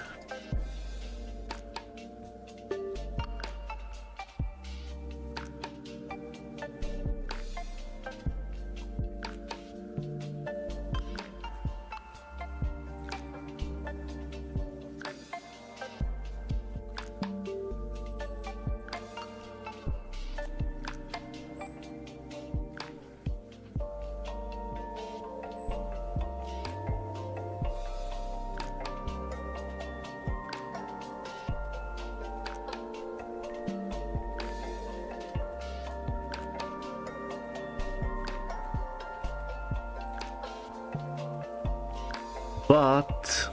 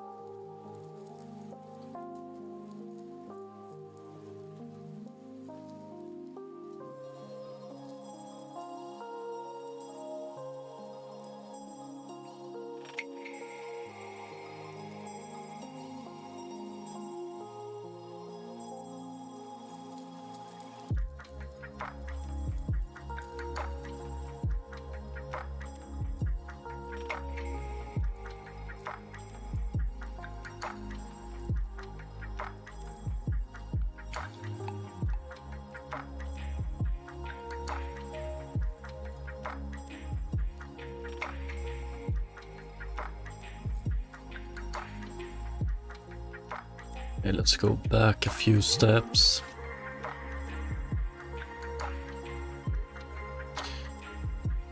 Let's do this, and let's only return, what is it, y.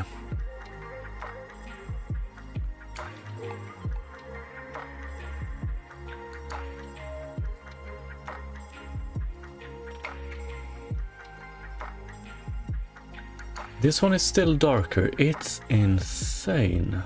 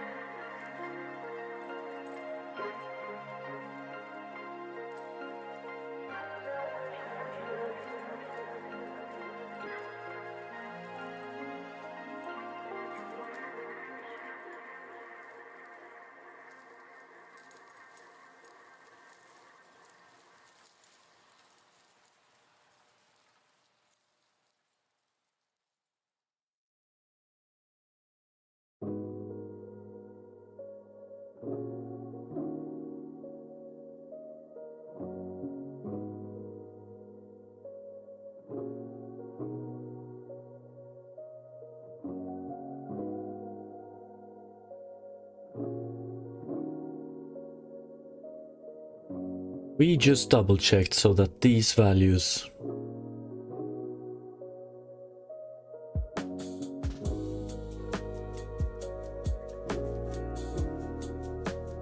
is equal to 0.75. Fuck out. Not 0.75, but 0.5.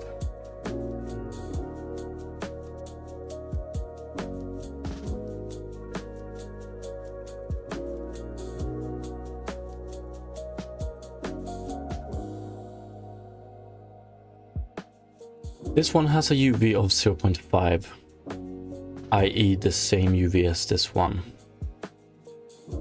So what up?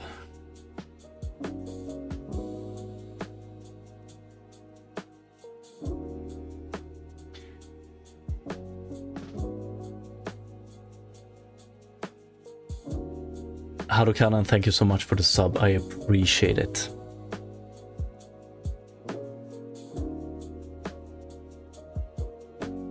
Makes this tessellation shit a little bit easier to handle. Even though it was only to get rid of that noodle ad.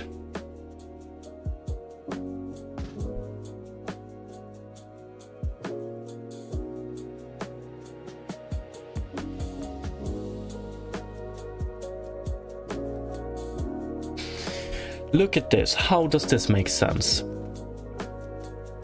This one is currently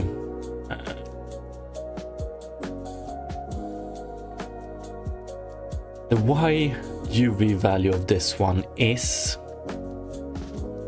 0.5, so we should be getting the same color here. Factor step is equal to 0.5. Oh, what am I missing?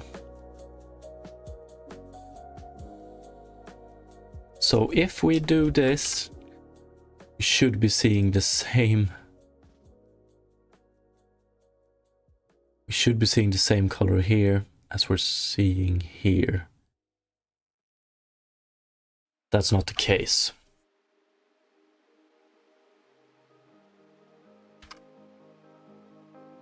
P1 UV, P2 UV. We don't change P1 UV.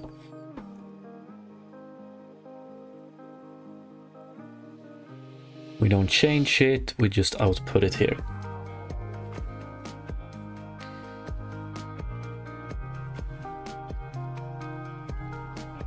But, okay.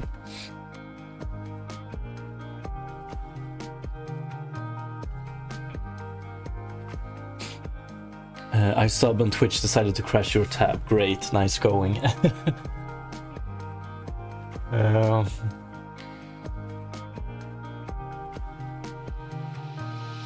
Look at this, it works for this one, it doesn't work for this one. What am I missing? This makes no sense. 0.5. 0.5. But, like, this gradient we're seeing here, we shouldn't be seeing it.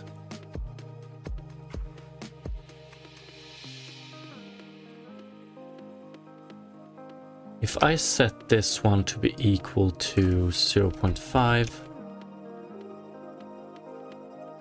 Ooh, interesting.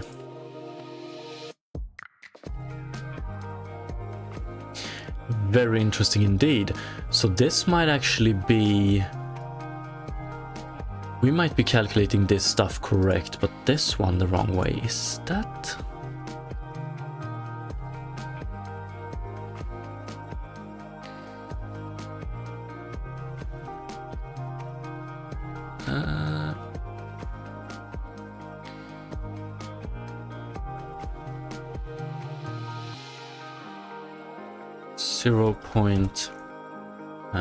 float to 0.5.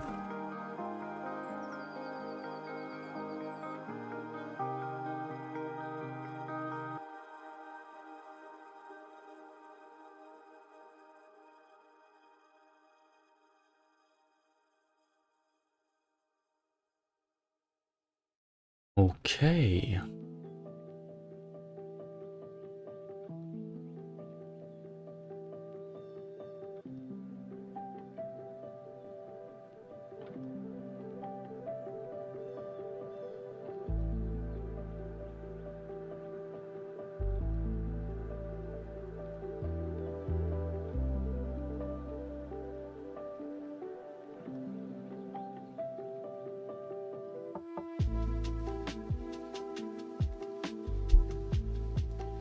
Oh, that's not what I want to do.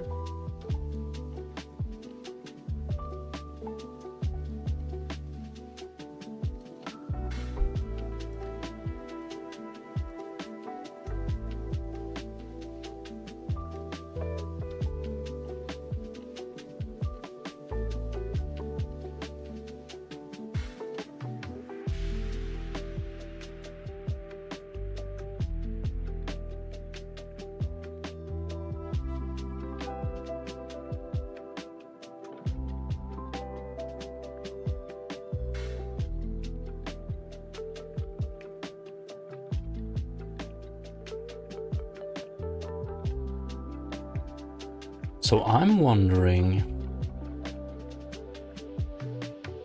interpolated point bigger than 0.0.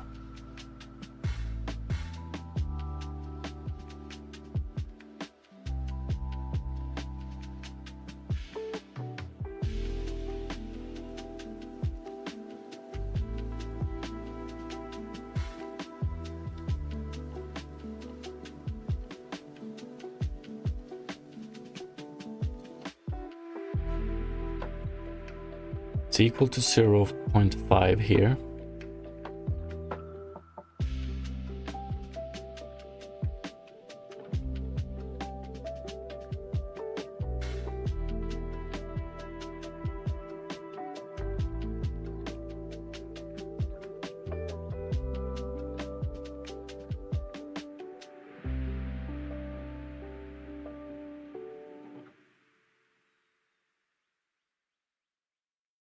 Point 5, 1.0.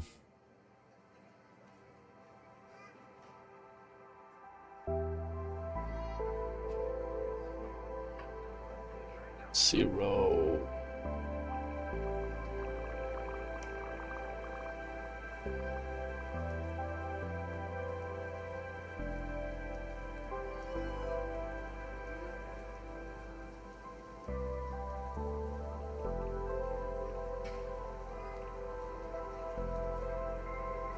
We do have the same color here now, don't we?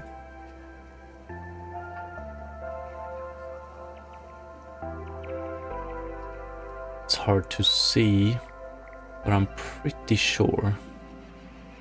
Yeah, I'm pretty sure.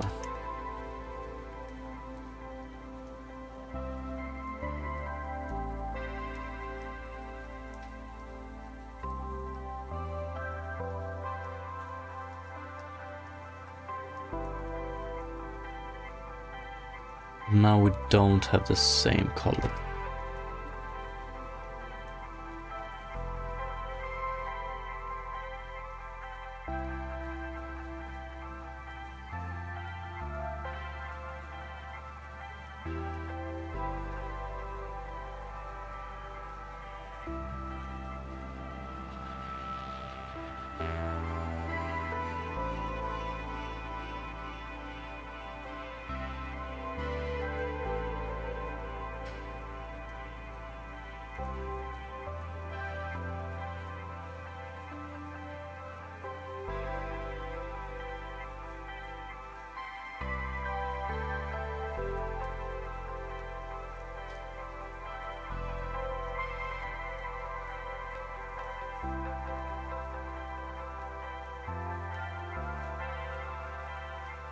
This looks to be all right.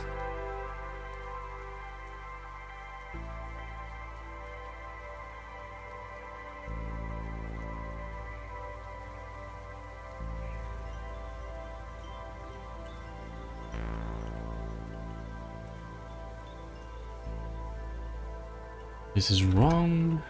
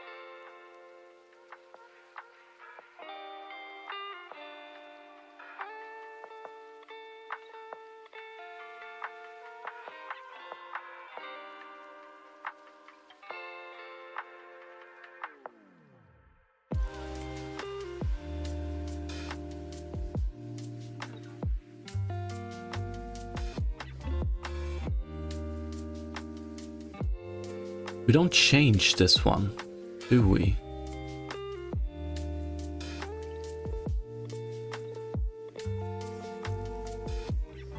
Yeah, we do.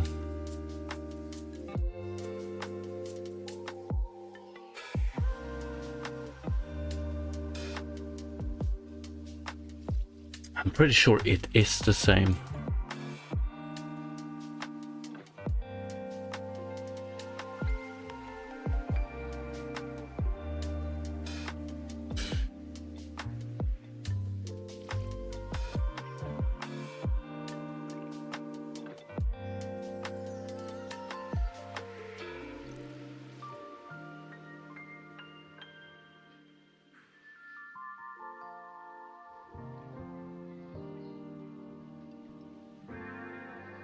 Extremely hard to see.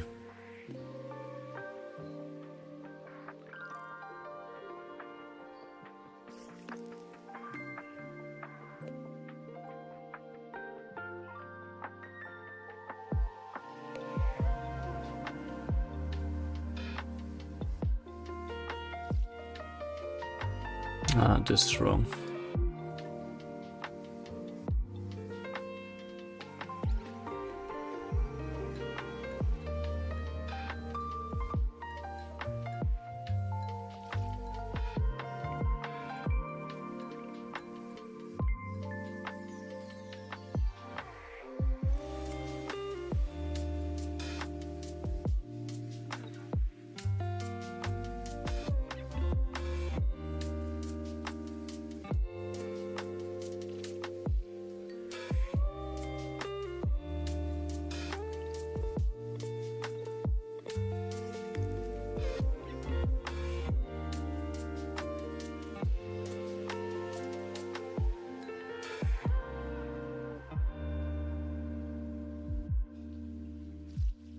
get this visual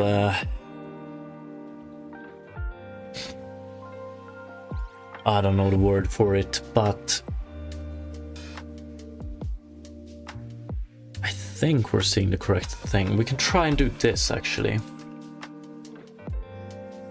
Let's do UV is equal to T.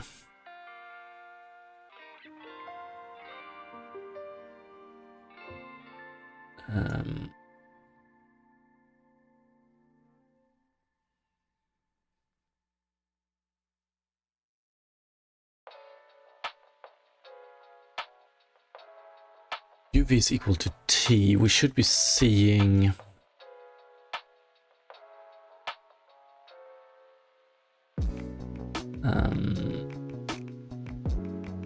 UV tessellation.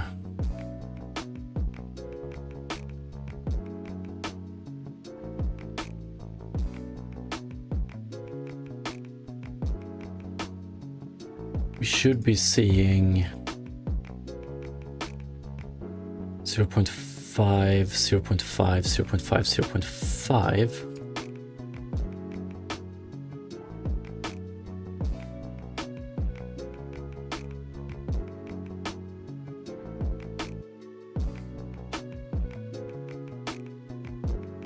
So let's return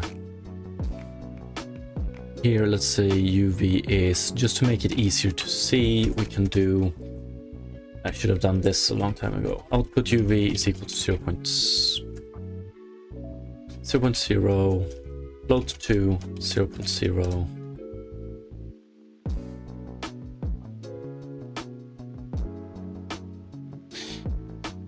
Ooh.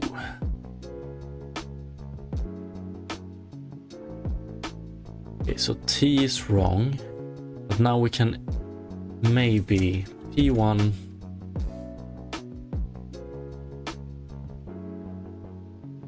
UV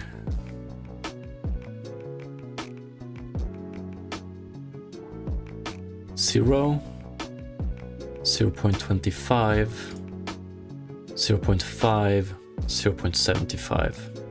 That looks to be all right.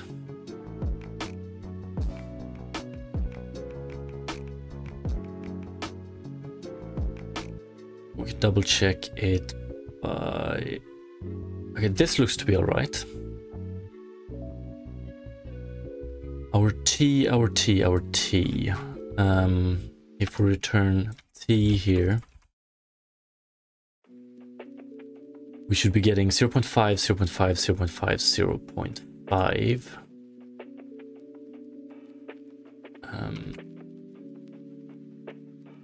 That's not what we're seeing.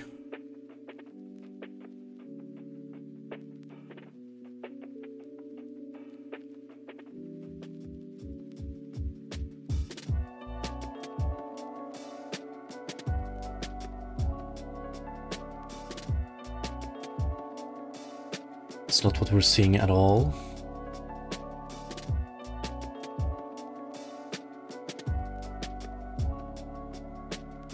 This one gives us a value between 0 and 1. We do P1 UV.Y, so this and this. Ooh. Whoa.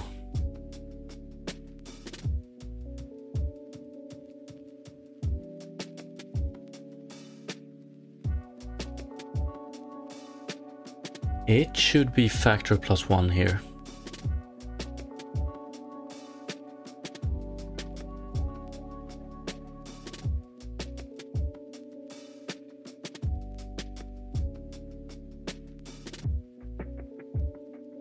Right.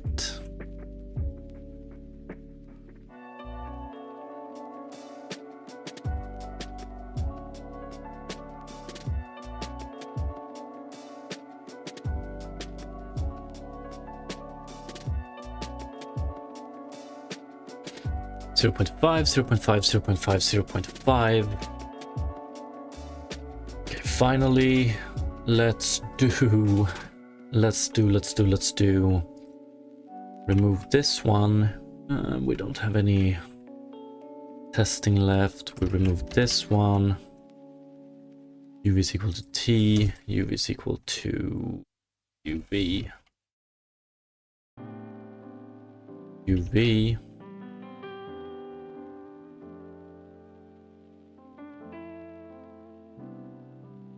And then I want to test this one last time. Hopefully last time, but we'll see.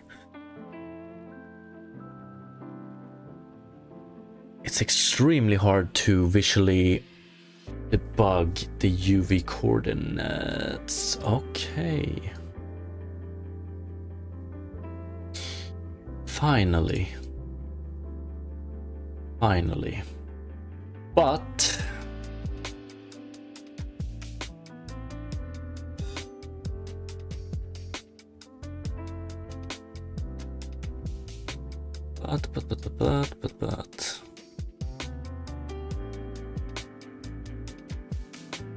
yeah, what's up, Janek? Huge, good job finding it out. Yeah, thank you. Appreciate it. But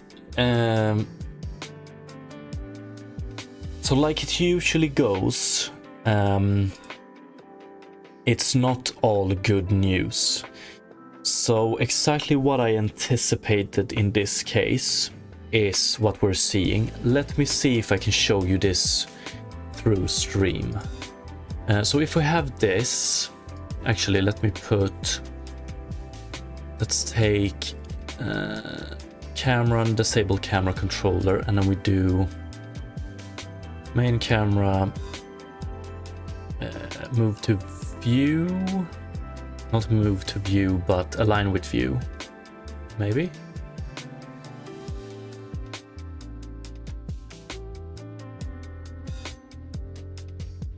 One sec.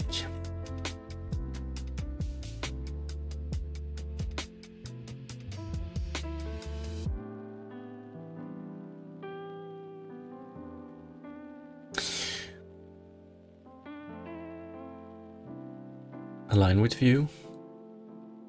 Yes, okay, here we go. Now I can finally show it.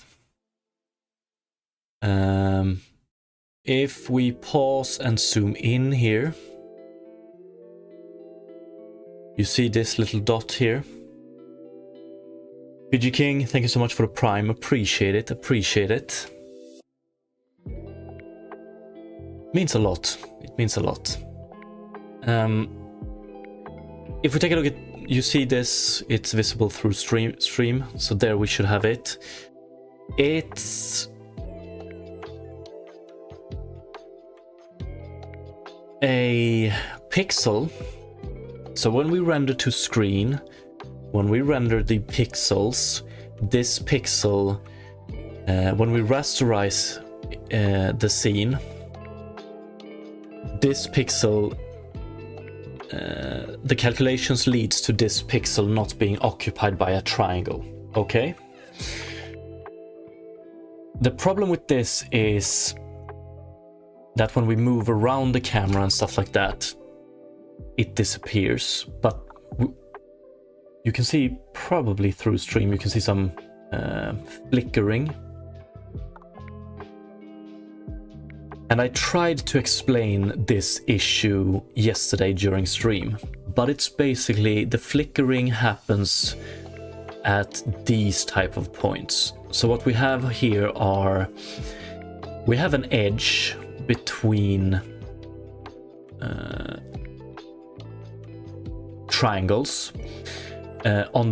On this side of the edge, it's represented by 1, 2, 3, 4 triangles. On this side, it's represented by just one triangle.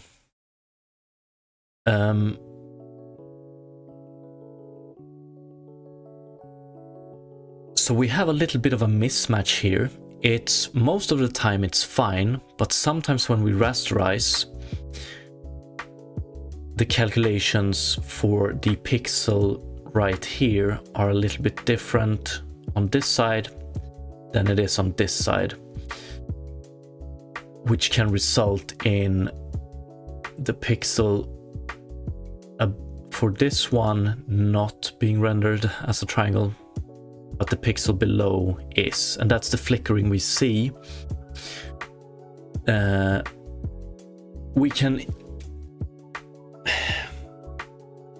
We can fix this, but it's not gonna be easy. What it all comes down to is when we render something like this, usually you have connected triangles. So for instance, this triangle here and this triangle here, they share a vertex. This triangle here and these triangles, they don't share a vertex. But what we can do is we can create, for this quad, we can create a vertex here and make sure that it is positioned at the same position as the vertex here for this quad. So if we have vertex on vertex, we shouldn't be seeing this flickering when we rasterize.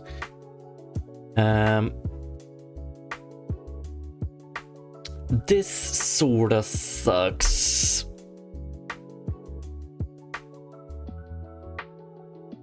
Because it's not going to be as straightforward. So basically, for this quad, we find vertices that exist for this quad, but not for this quad. For this quad, we're going to have to find vertices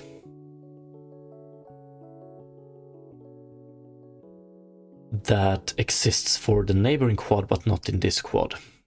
And that's a little bit more tricky to do. Maybe we could hack it in some way.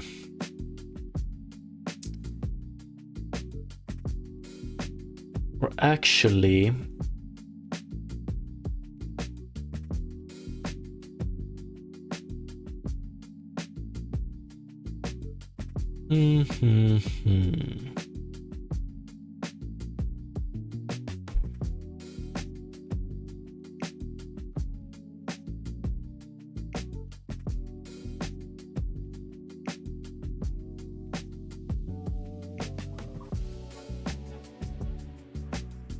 or we could take an entirely different approach.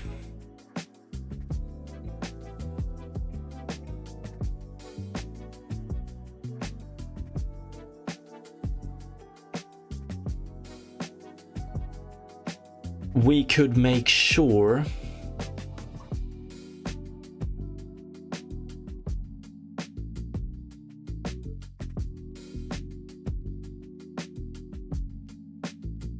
we could try and make sure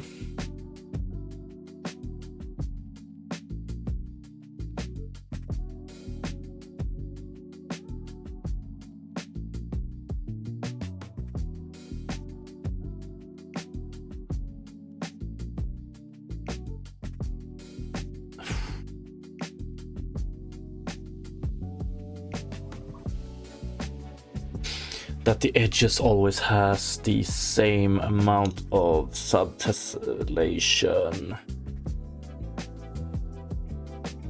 So let's just pause this solution real quick. So all the work we have done, we are gonna do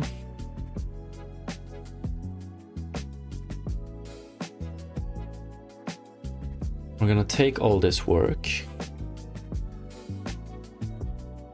we're gonna do this, take this and put this here.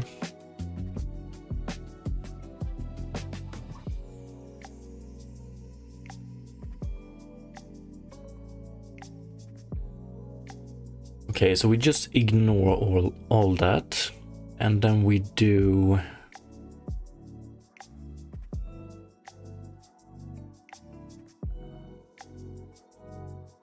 skip the geometry shader, and we do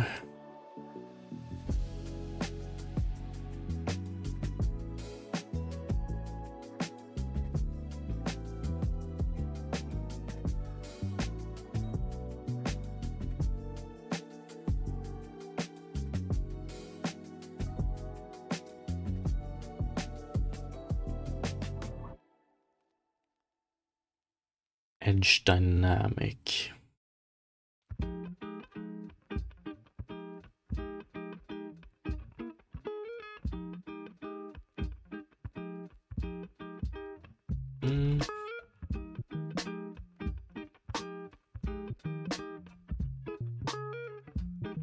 We do this. Let's see what we have.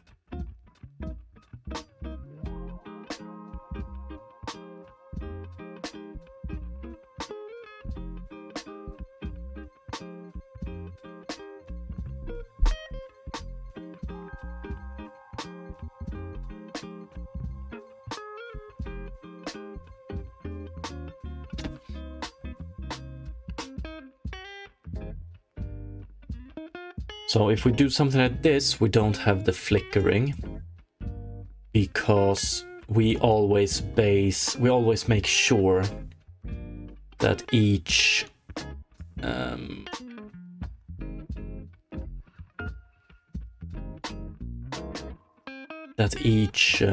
edge has the same amount of vertices. But if we do this, then we have some fucked topology sometimes. So it's just a question of where do we want to handle it. Like, my question is, would this be easier to handle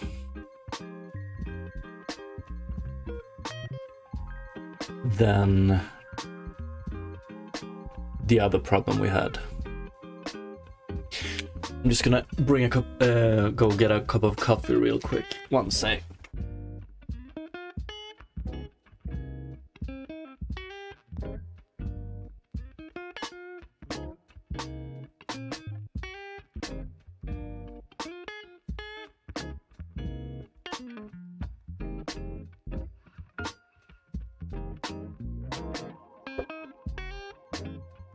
Or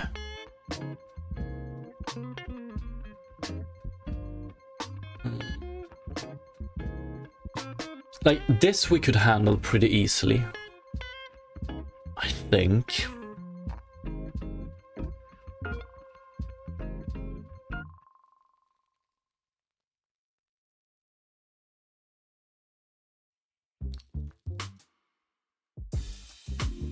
But I have no idea how one would handle this, whatever this is.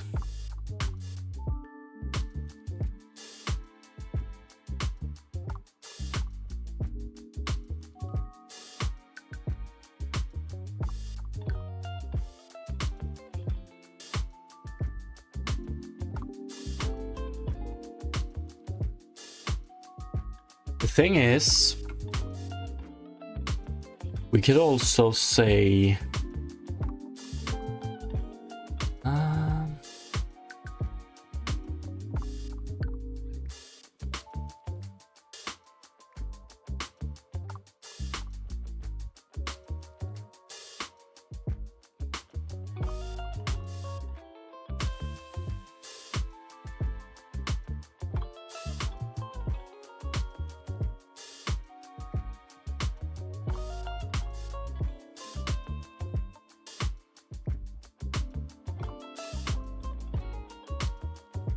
nah, I like going with this solution. You, at least with this setup, you get some extremely weird triangulation here, which we're gonna have a real hard time controlling, I think.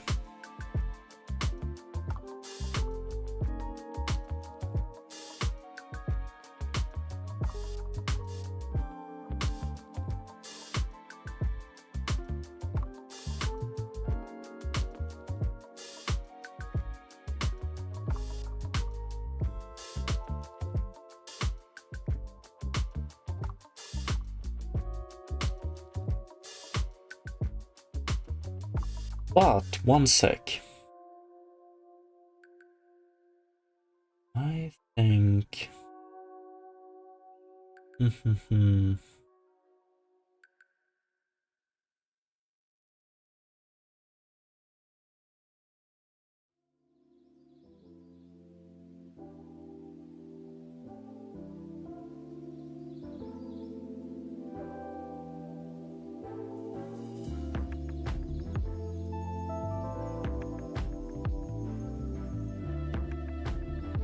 just have to do one Google that might be weird here. Discard vertices during tessellation. It's fucking insane.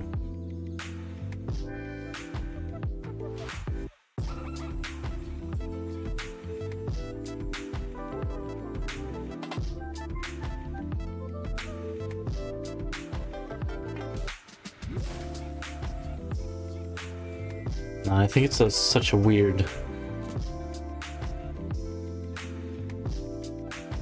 Like, what I was thinking is that if we go back to...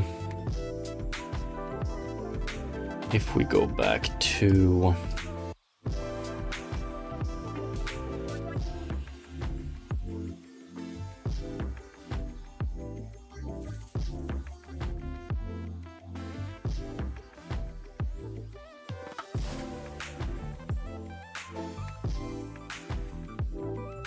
If we go back to this tessellation again, if we could...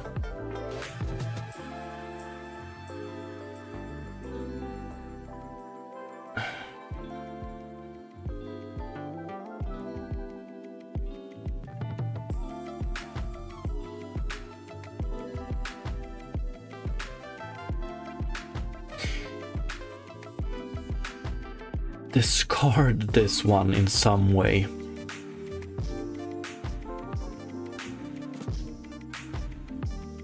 But that would leave us with...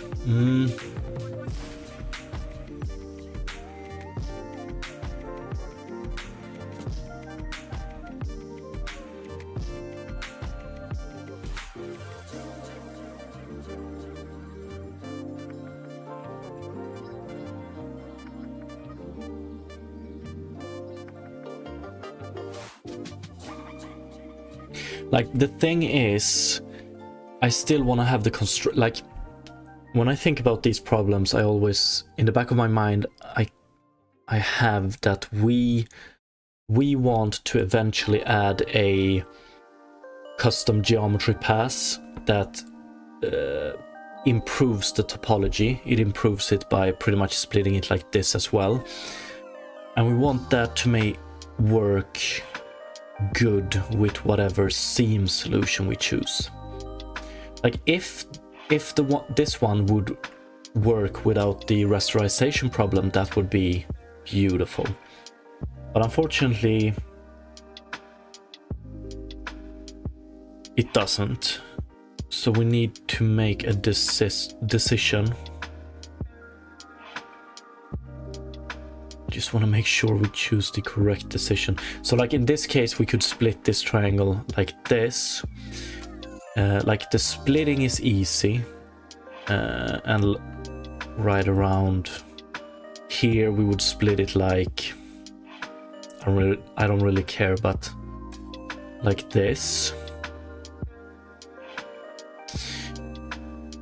The problem being that how do we calculate, how do we encode, how do we figure out that this triangle should be split? Then we have to in some way gather information about the neighbor, and we need to gather information how the neighbor is split, and it's just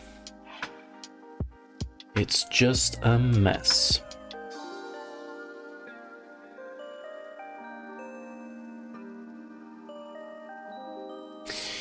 Basically comes down to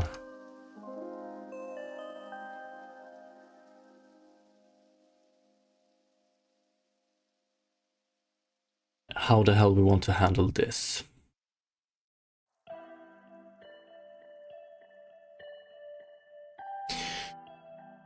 It would have been so good if this rasterization problem didn't exist, because then we would have it solved. It would be done.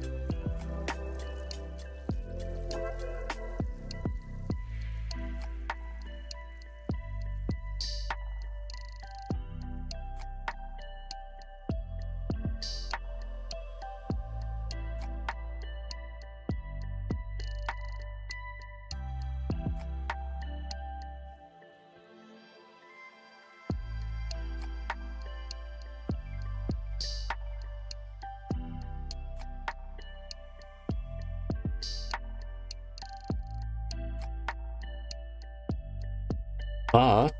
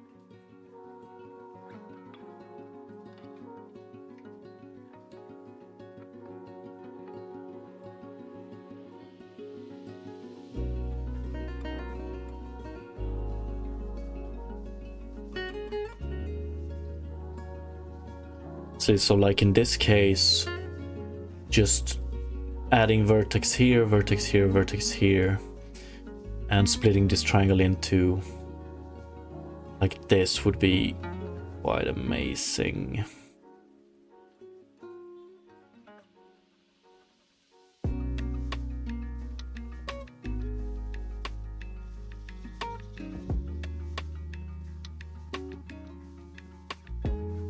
We have no way of knowing that for this one, because that solution would depend on having information of neighboring subquads. This solution, or if we would build a solution around this instead, we don't have the same problem.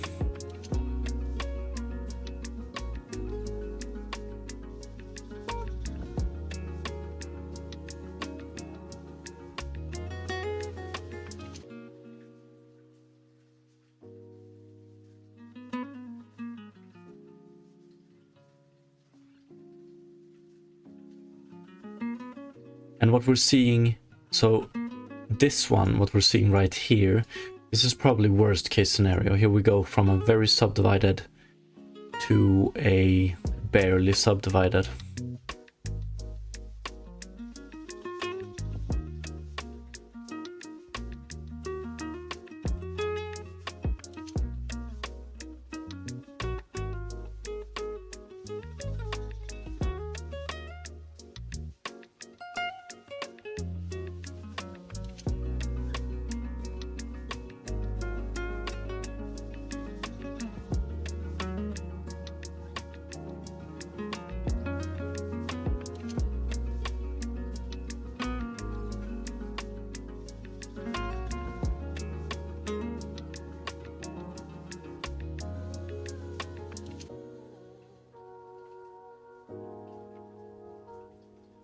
This triangle would be extremely easy to solve as well. Just split it here. Easy, easy, easy. But, then again, never mind.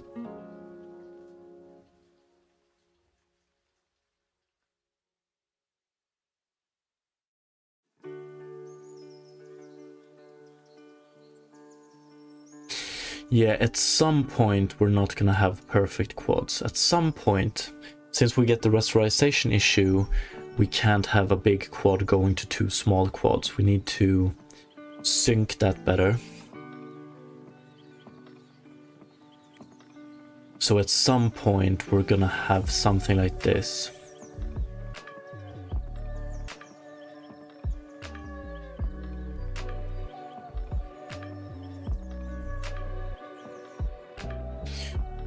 Oh, what a problem to have. Because once again, let me show the geometry shader.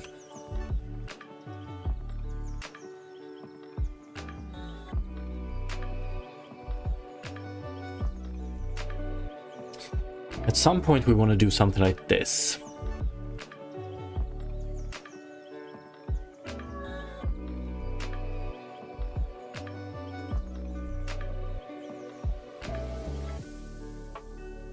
Wait, is this so bad? This is extremely bad, however.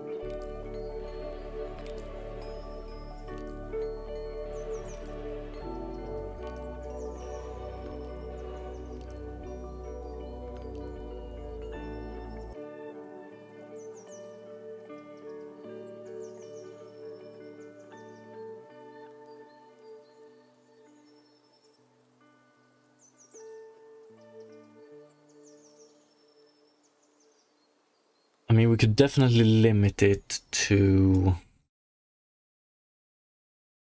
something like this. So that the worst possible edges we get are these. I would we bring it up a bit more. Yeah, except for here then.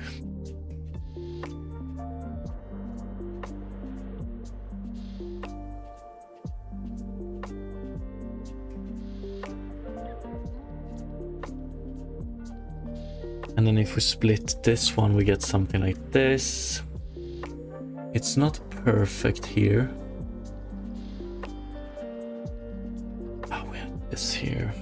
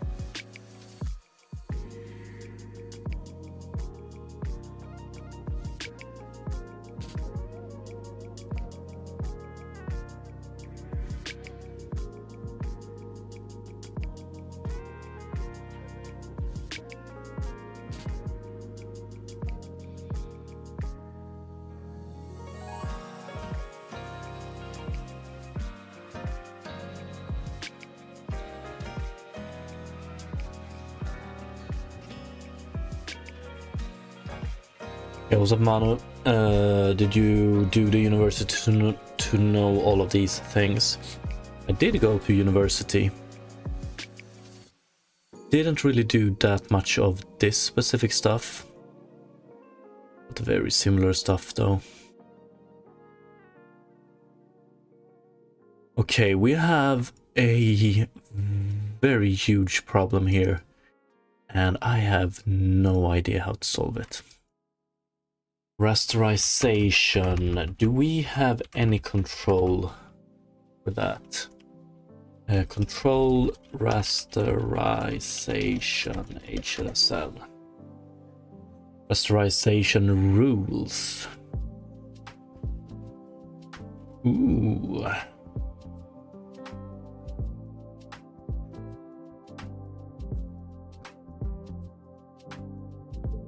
Any pixel center which falls inside a triangle is drawn. A pixel is assumed to be inside of it.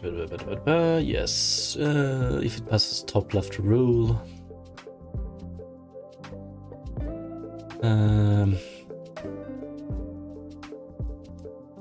Top left rule is that a pixel center is defined to lie inside of a triangle if it lies on the top edge or the left edge of a triangle.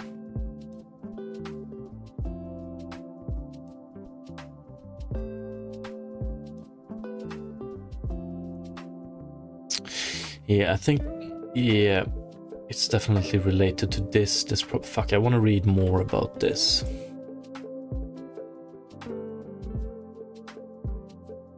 I don't care about line. I don't care about line.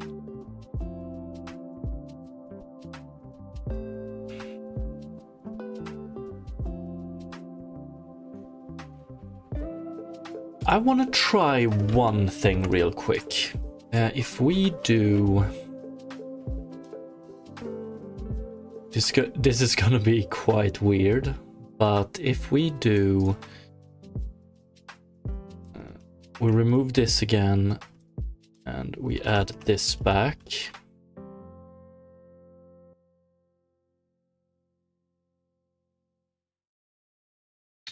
So we have this, and if I do this, we have flickering going on here. Between patches. If we were to be so crazy to, I want to test this. I'm not gonna rely on this because that's just bad practice. But if we would go to settings, rendering, high quality, and we enable multi-sampling. Let's go to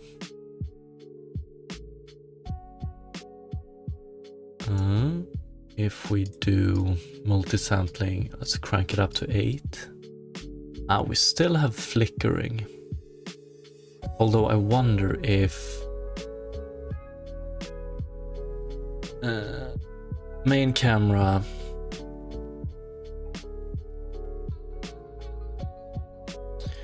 line with view, so we have it here. If I do main camera, yeah, we have some flickering here, even though we do multi-sampling. Okay, just wanted to try it. Manu, so you have learned by yourself. Like, I went to the university, did a master in computer science, learned a lot about programming and stuff like that. Did pretty much no game dev related stuff. Did 2 courses in computer graphics, I think. So I had a pretty good foundation when I started doing game dev. I had an amazing foundation, actually.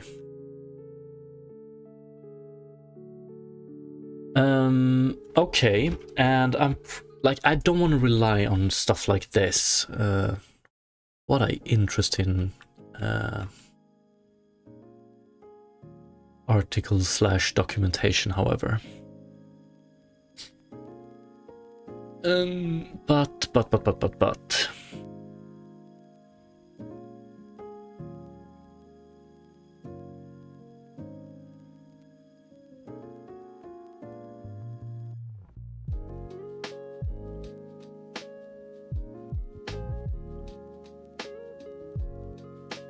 Stream output stage. I guess this one we could tinker with this one as well if we are able to. I'm not entirely sure. So we have vertex shader, geometry shader, programmable stages, and then we have the pixel shader here, programmable as well. This, and this not. But let's see.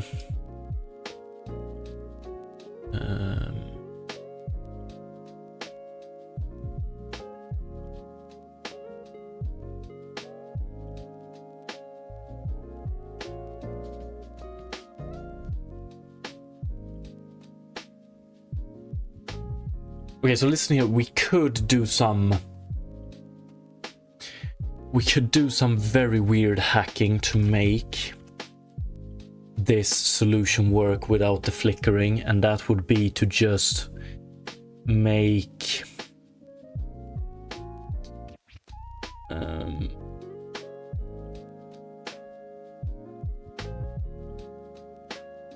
do some sort of overlap shit here, but that would be extremely weird.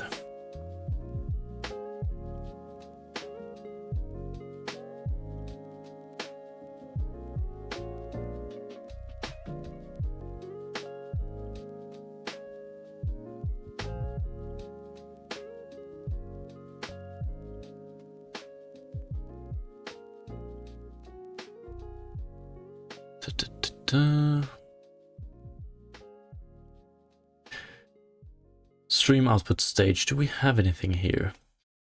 Function return type input. Yeah.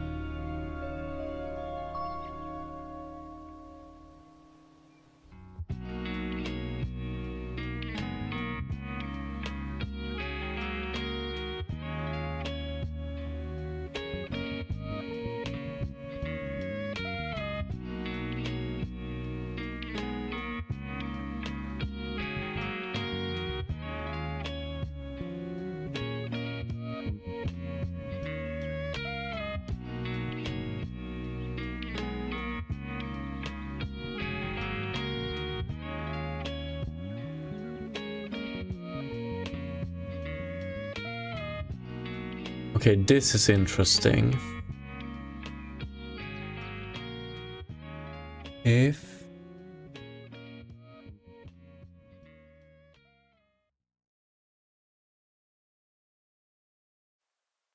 If we do temporal anti-aliasing, so time-based anti-aliasing, if I'm not mistaken, then we actually don't get this rasterization issue. But this is not something I want to do. This just opens up for a whole lot of problems down the road. But what this pretty much tells me, or this is one more proof that it's the rasterization that screws us with this setup.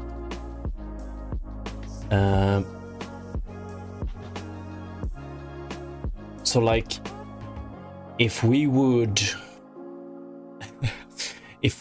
make this game always use TAA at quality high, then we could actually run with this solution. That's such a weird way, such a weird thing to do.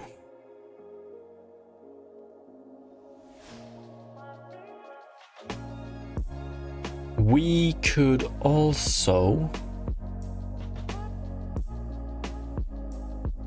Okay, I might know one thing we're gonna do.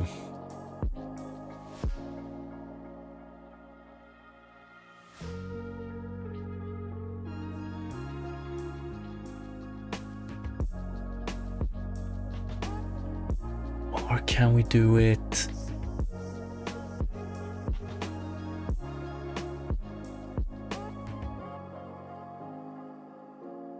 Okay, so if we use a tessellation shader, we can't send down triangle adjacent to the geometry shader.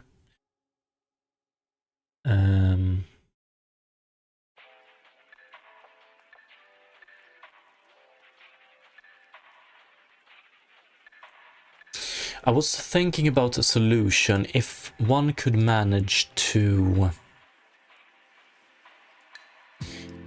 okay, so if we take a look at the problem we have, so we can take a look at this one, for instance. We have one triangle going into 4 triangles. That's always what we're gonna have. We're gonna have X triangles going into Y triangles, where Y is always bigger than X.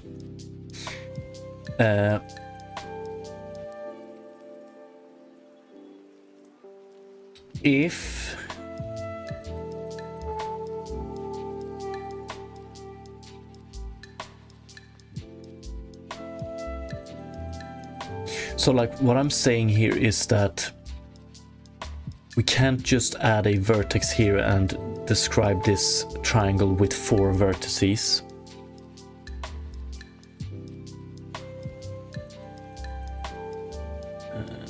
Like we can't work with...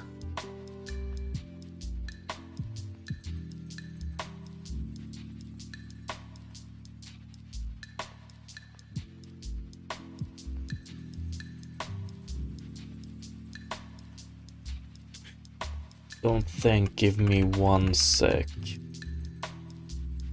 Geometry shader HLSL.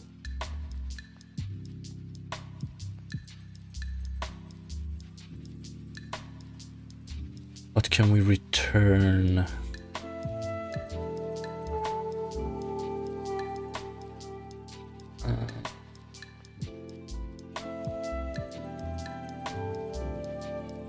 Do we have to return triangle stream and all?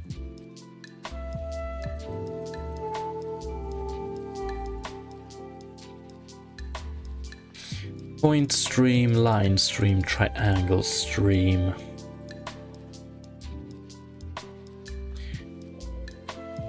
What the hell happens if we return a stream of points?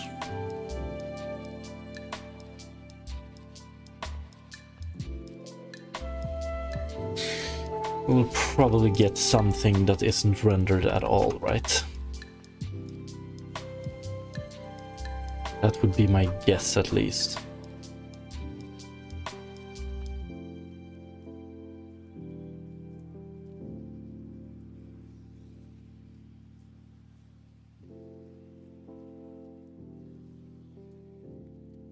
Point stream.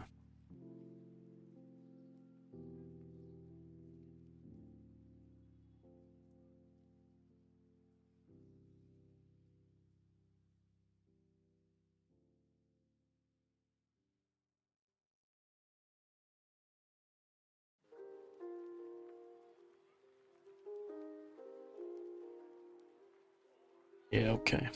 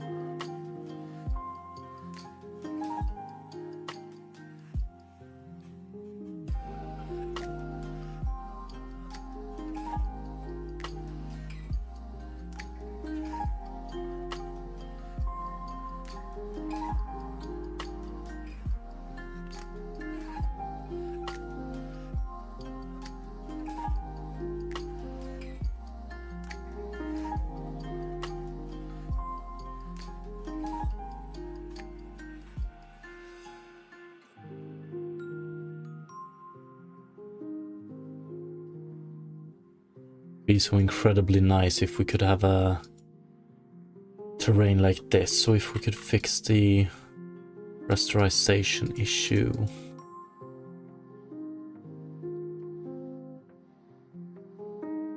The easiest way to get into the meditative state is to begin by listening.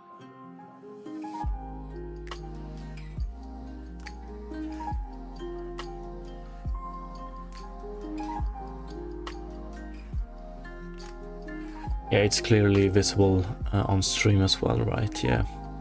See flickering points going on here. Always located at the edges of this beautiful, beautiful mesh.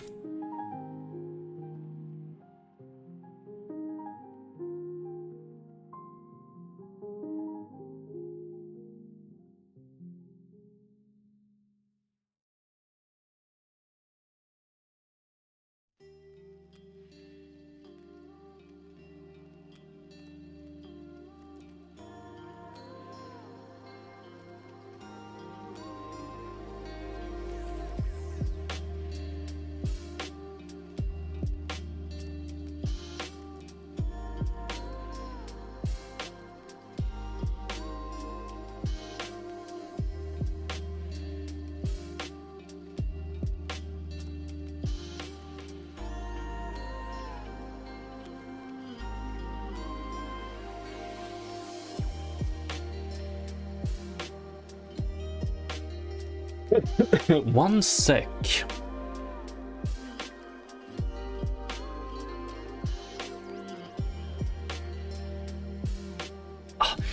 It's so damn easy to fix in this case, I think.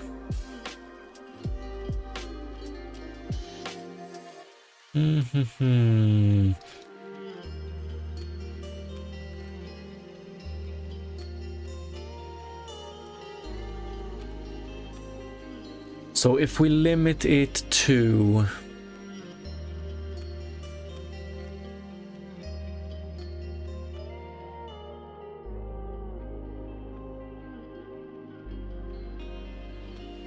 can't limit it to that.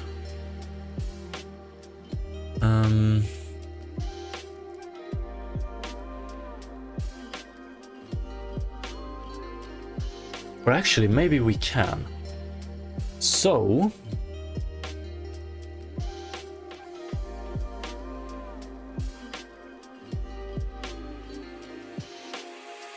okay, if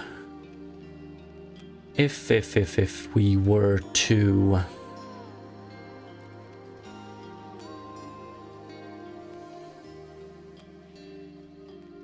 okay, we might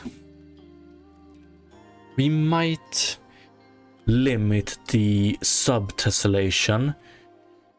We might constrain it in a very nice way, I would say. So... maybe that's the way, maybe that's the way. So if we take the camera position,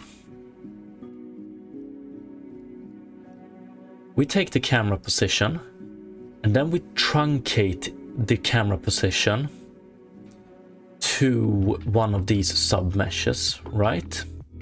So we truncate, like in the shader, we truncate the camera position to be in the center of one of these sub-meshes. The sub-meshes I'm talking about are... this one doesn't do anything right now. The sub-meshes I'm talking about are... oh, we don't want to go that high. 1, 0, 1. Where do we have...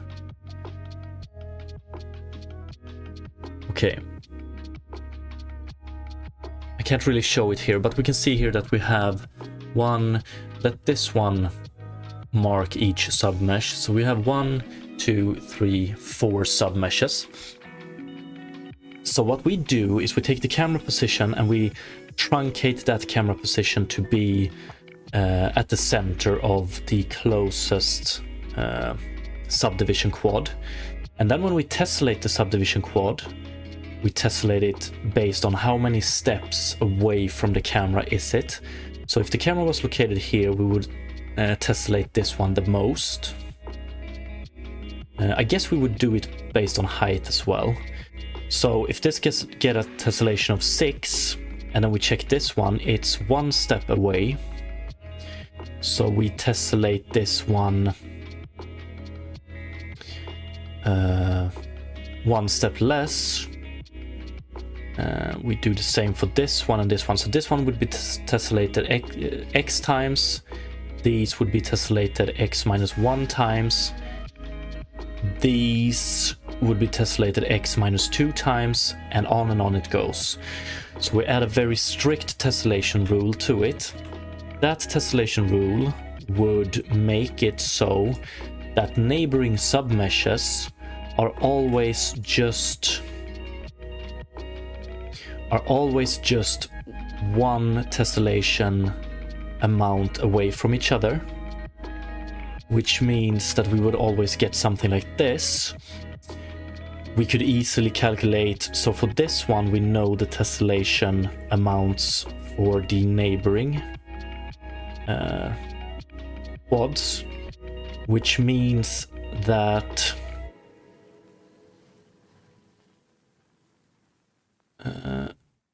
so we could essentially, and then we do this split, and so then if we're at an edge that is tessellated less times than its neighbors, so this one for instance, then we just add one line here to a point here, and we're fucking done. We don't need to do all of the weird interpolation we have done here right now, because we're gonna add this point and we're gonna offset it as it should be offsetted.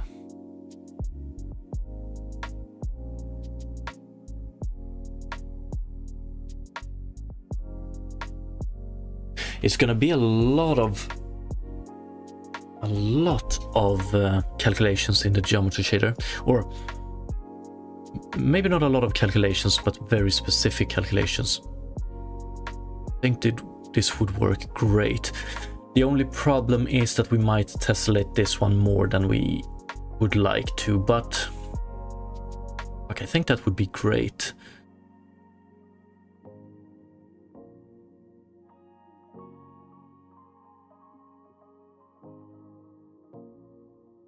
So this one would actually be tessellated one more time. And then we just add these. So we add one extra vertex at the edges. Or rather, when we do this one, here we would add one extra vertex.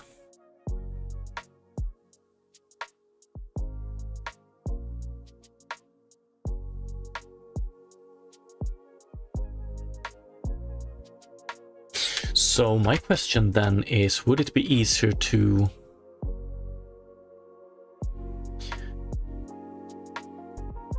I've had this feeling so many times. I'm very optimistic about this one, but we're probably gonna run into some fucking issue I can't think of.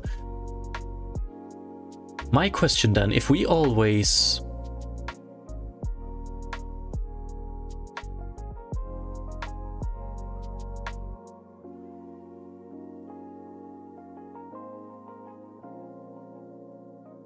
no, if we add one vertex here,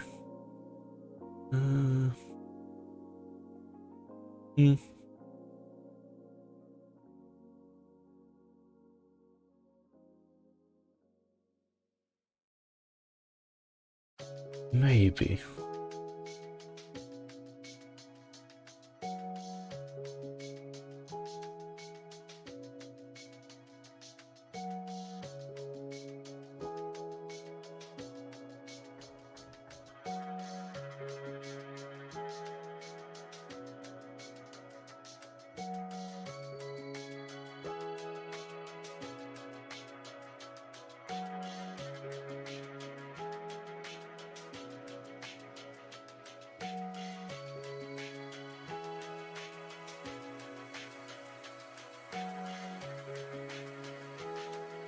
Fucking hell, I think this is it.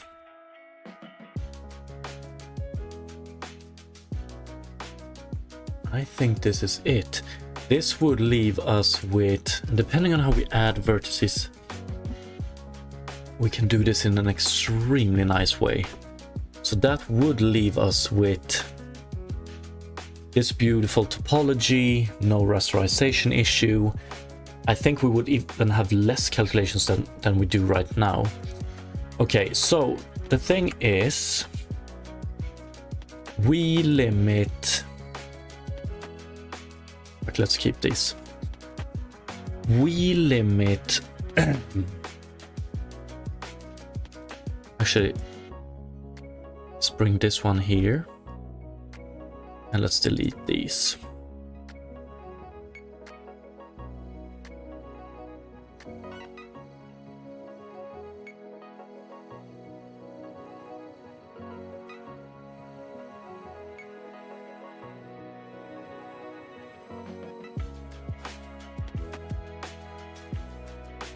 This is not really what we would have, but instead we would be having...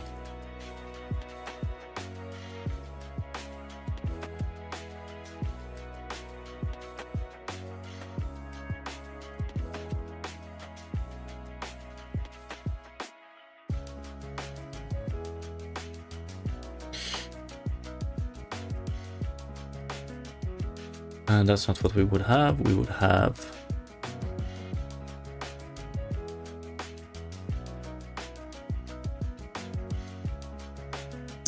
This is what we would have, minus this one.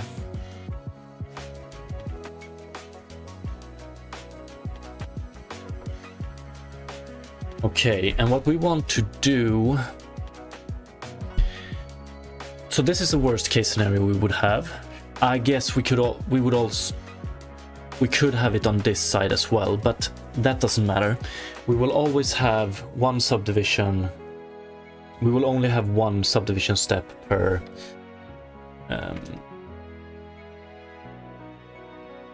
subquad. Okay.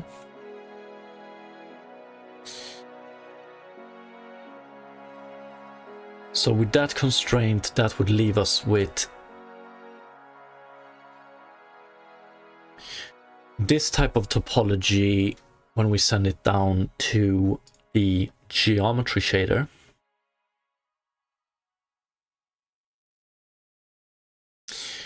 And what we would do in the geometry shader then is Okay.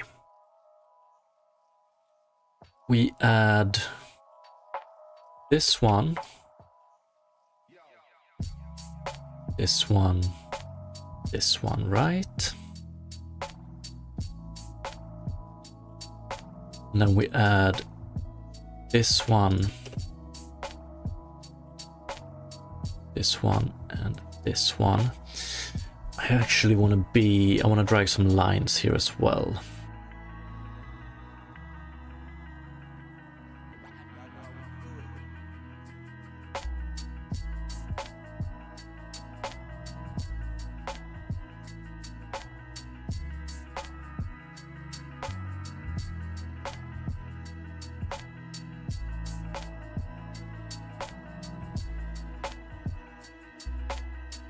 Let's see, let's draw this the correct way.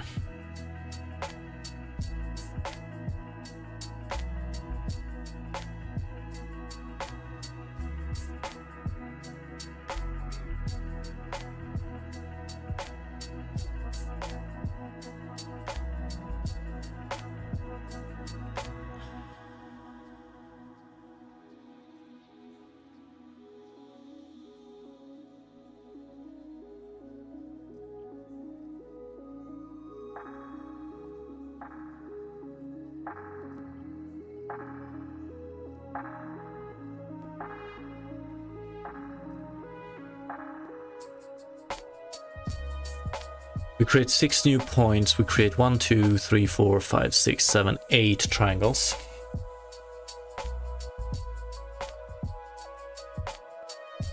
Now our last step.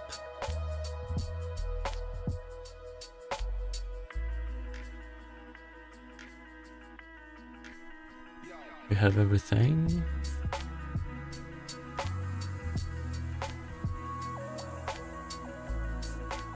One sec, did I forget?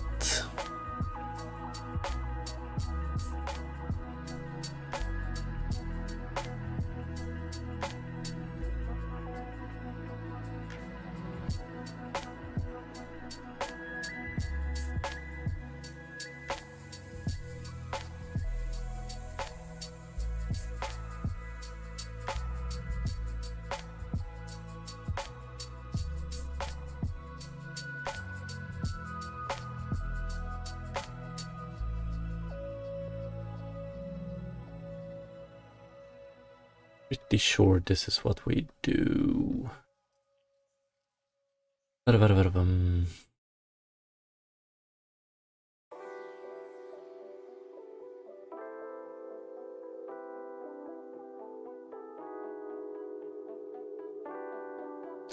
Did I screw something up?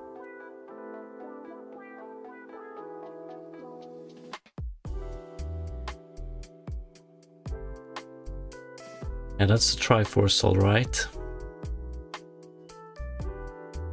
I think I screwed something up.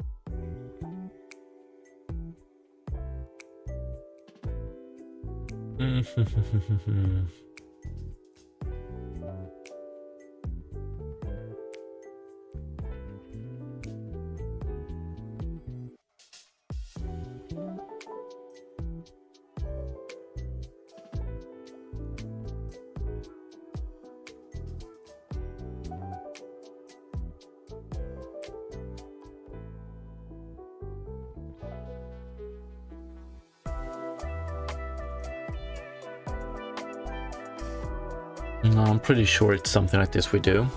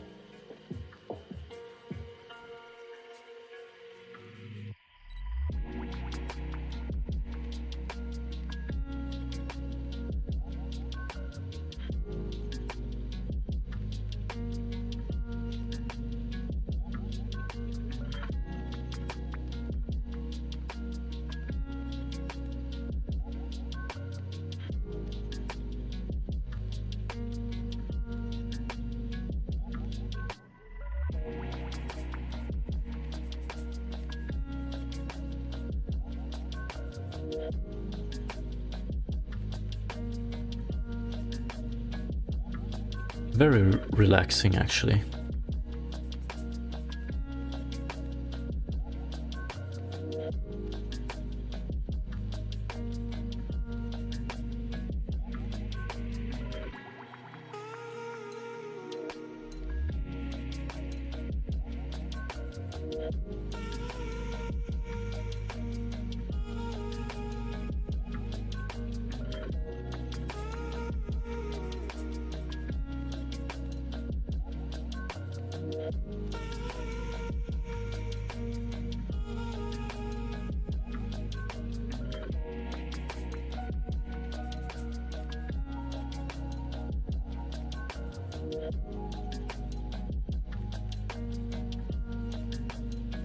Oh no, am I gonna have to do this one more time? Okay.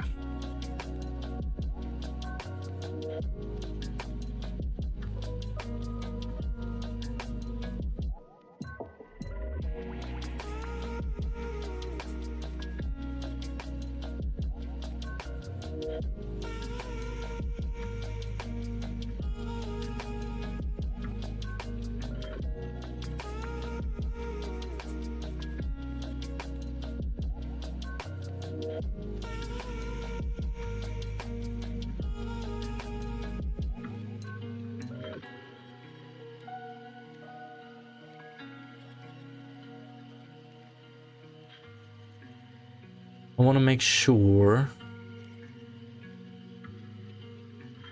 that we have something that will work here before we dive into this one. But I don't see why it wouldn't.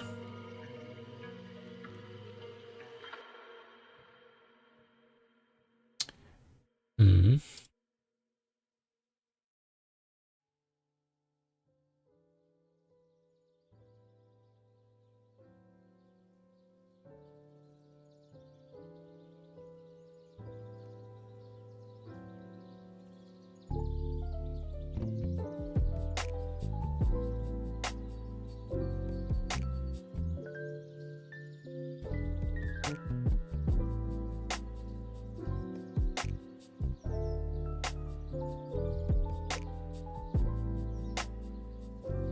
Okay.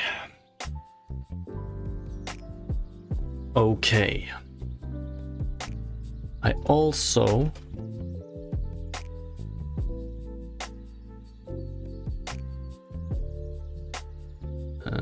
want to do this here. I think we just need to do this triangle on this one. Is it here we want it?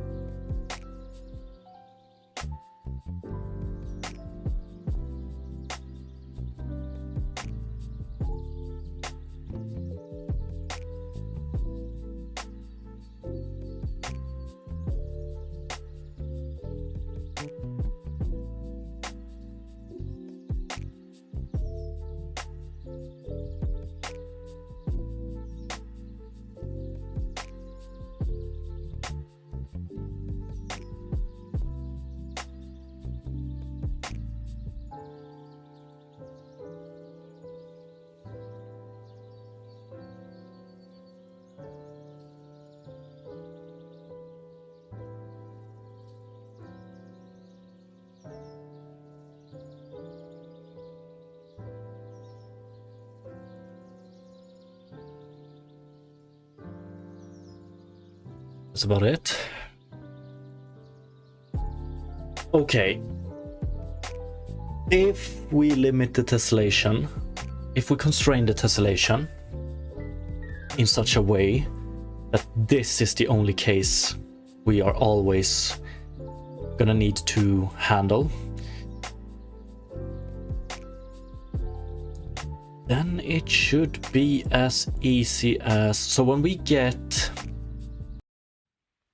when we get this triangle sent down to the geometry shader, so for triangles that has a 90-degree corner, we handle them like we have always, right?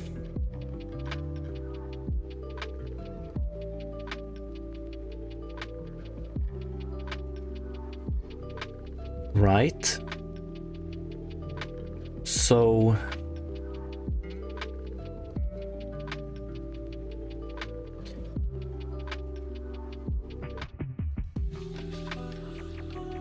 this is really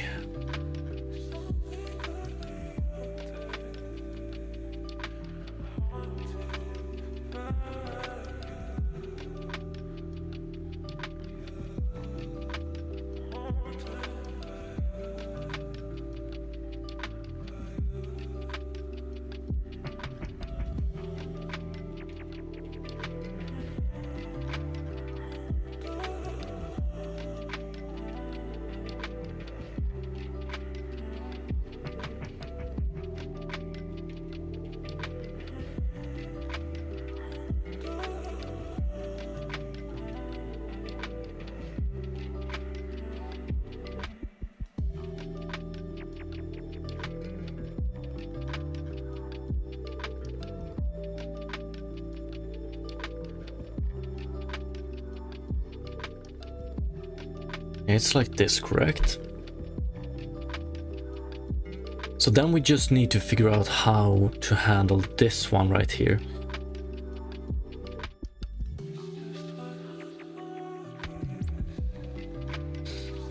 Actually, no. Okay. We need to be able to identify this triangle as well as this triangle, I think. Because if we have this triangle,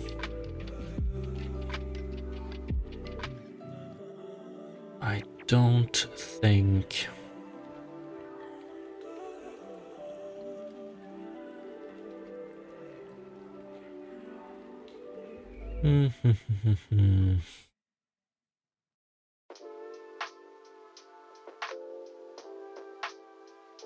One, two, three, one. Yeah, we need to fully understand how we should handle this case. How should we split up this triangle into sub-triangles for the best possible result?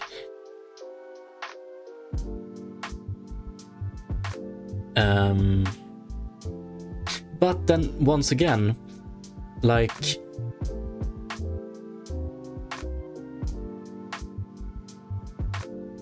if we just add a split here, we're gonna get the same issue here that we had previously. We're gonna get some rasterization artifacts, because then we have a edge here that is 1, 2, 3, 4, 5 points, meeting an edge that is 5 points.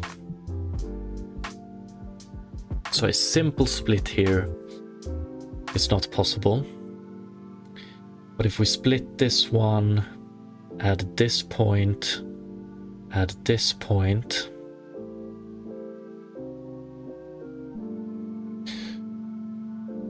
that would solve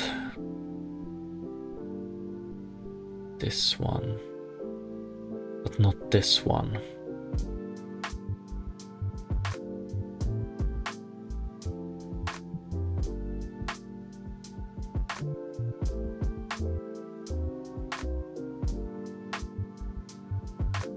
We would need to split this one as well, right?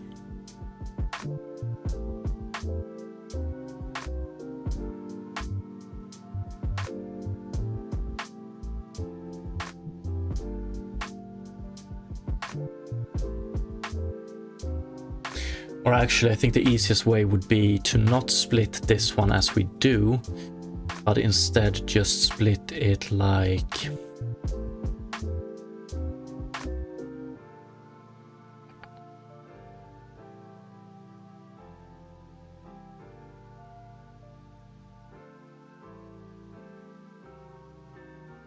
So I'm talking about removing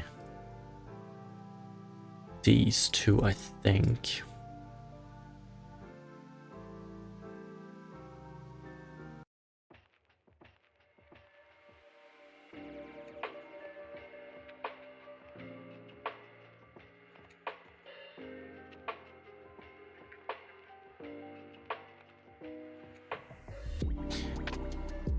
But that would mean that we have this. We get one of our old school quads here. I wonder if that's okay.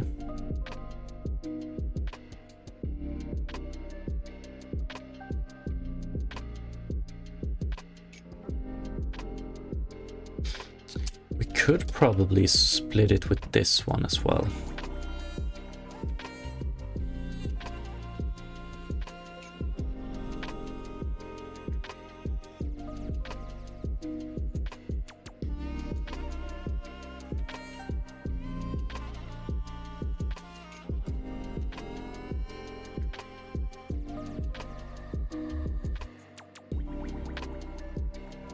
What the fuck am I on about? Oh, we want to split it like this, I think.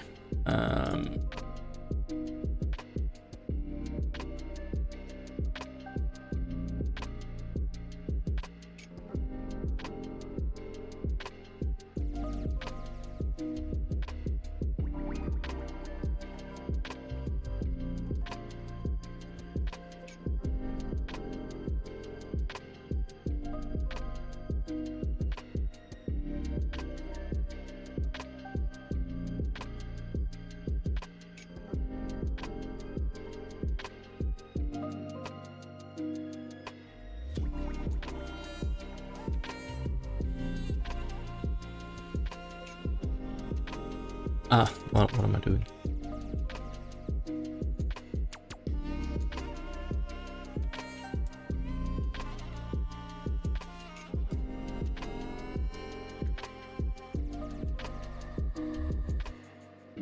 Or you know what? If we're gonna do it like this, we might as well keep these.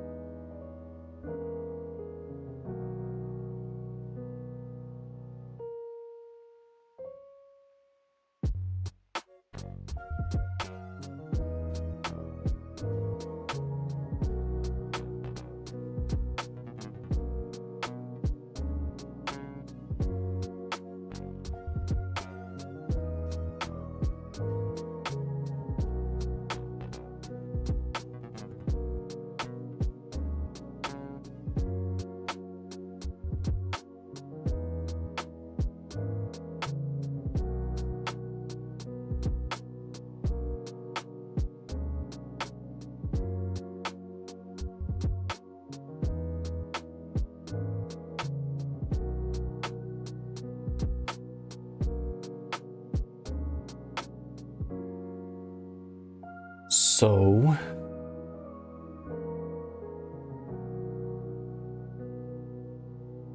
we're still gonna keep these when we subdivide like this, but it's gonna look way better. It's gonna look, we're gonna get it around here, but that should be okay. So instead of getting this Triforce here with a line through them, this very weird topology, we get this topology.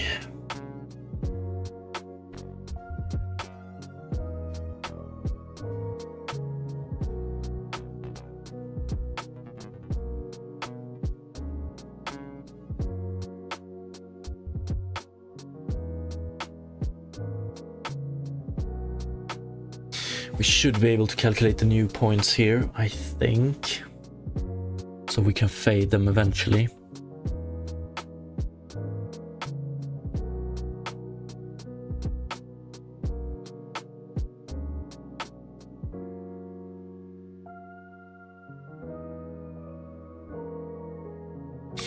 But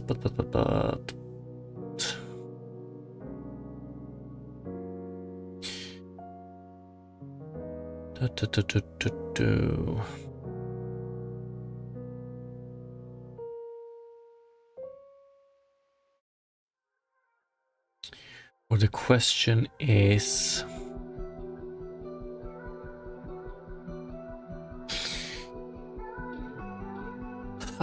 would it be easier to handle it here? It definitely would, wouldn't it?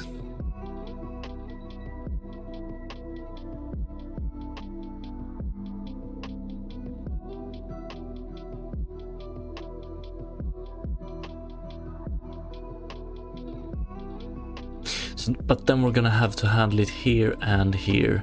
If we do it like this, we only handle it in this one, do this one. Like nothing has changed. It all depends on what kind of topology seam we want to have. If we want to have...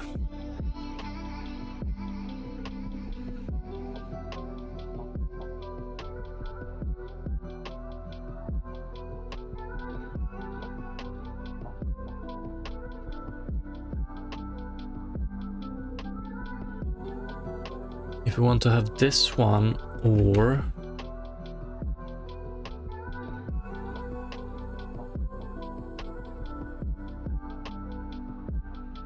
if we want to have this one, or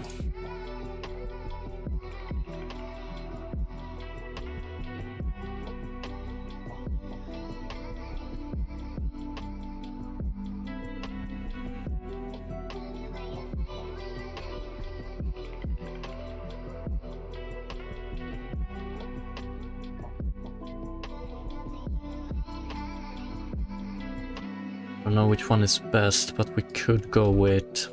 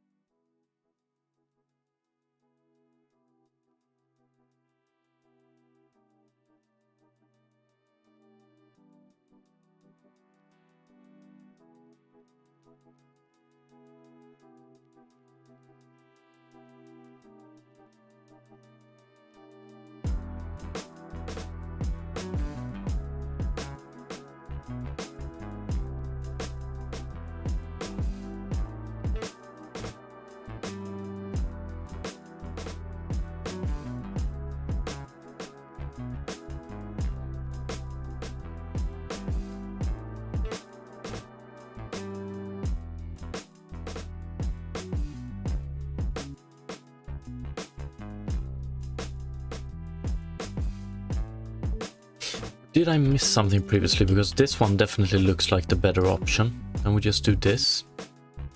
1, 2, 3.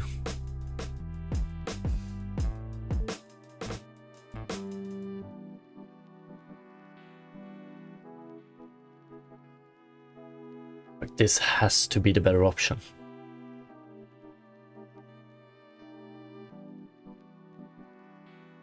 If we do it like this, this one doesn't need to know shit about this one. It doesn't need to take this one into account at all.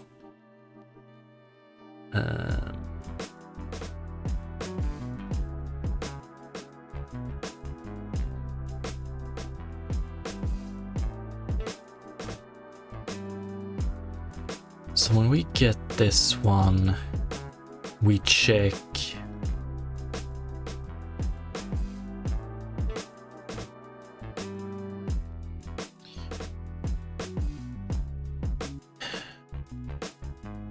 is it neighboring to something? If it is, add these 2 points and lines. Or yeah, add these 2 points and triangulate like this instead. Fuck.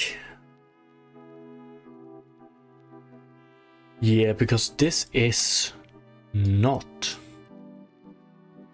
we have with the new solution. We just do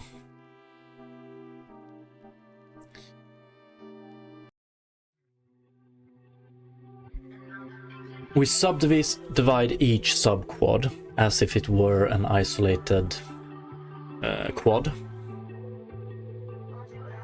And when the subdivision is done, we check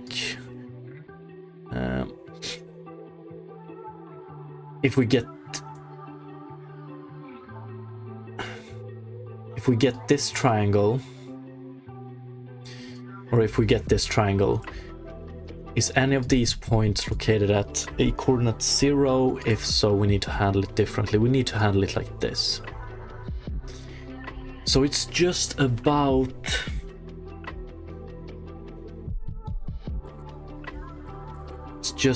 adding 2 extra points.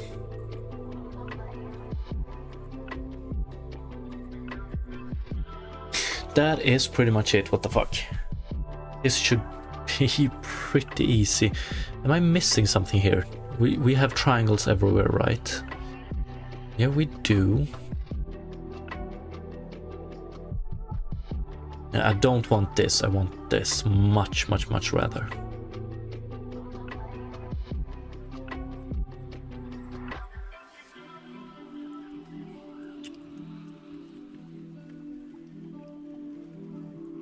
We get the perfect topology we want. We get the same amount of vertices on seams. So no rasterization. Artifacts. We only need to check one way. So we only need to check, like, this quad doesn't need to do anything differently because of this quad having one less tessellation. This tessellation has to do something a little bit differently given that this one. But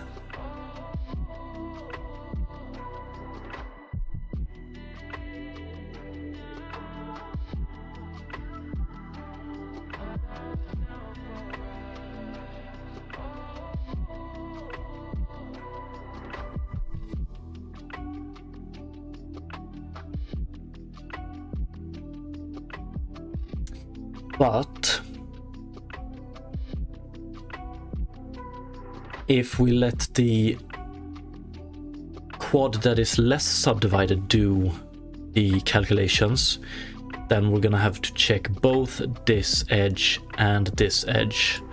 If we let the more subdivided one do the check-in, now we need to do 2 checks there as well. Yeah, fuck it. Yeah. Okay, this, I'm pretty sure this is exactly how we want to do it.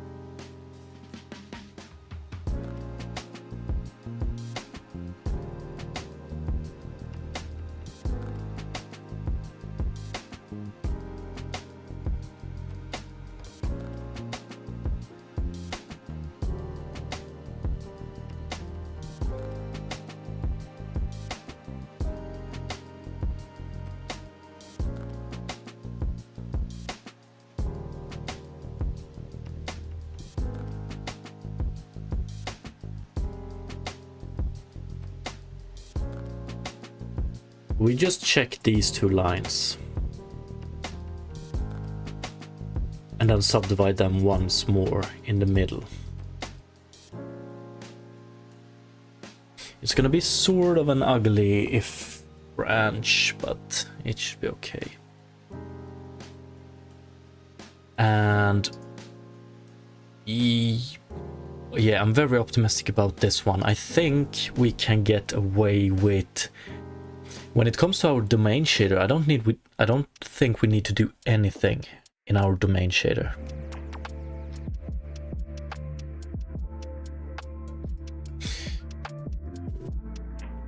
Yeah, I would have loved to be able to implement this one right now, but I gotta run.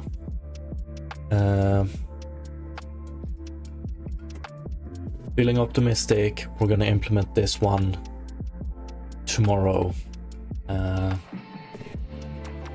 Leaving on a little bit of a cliffhanger, but thank you so much for watching, everybody. Appreciate it, and have a great rest of the day. Peace.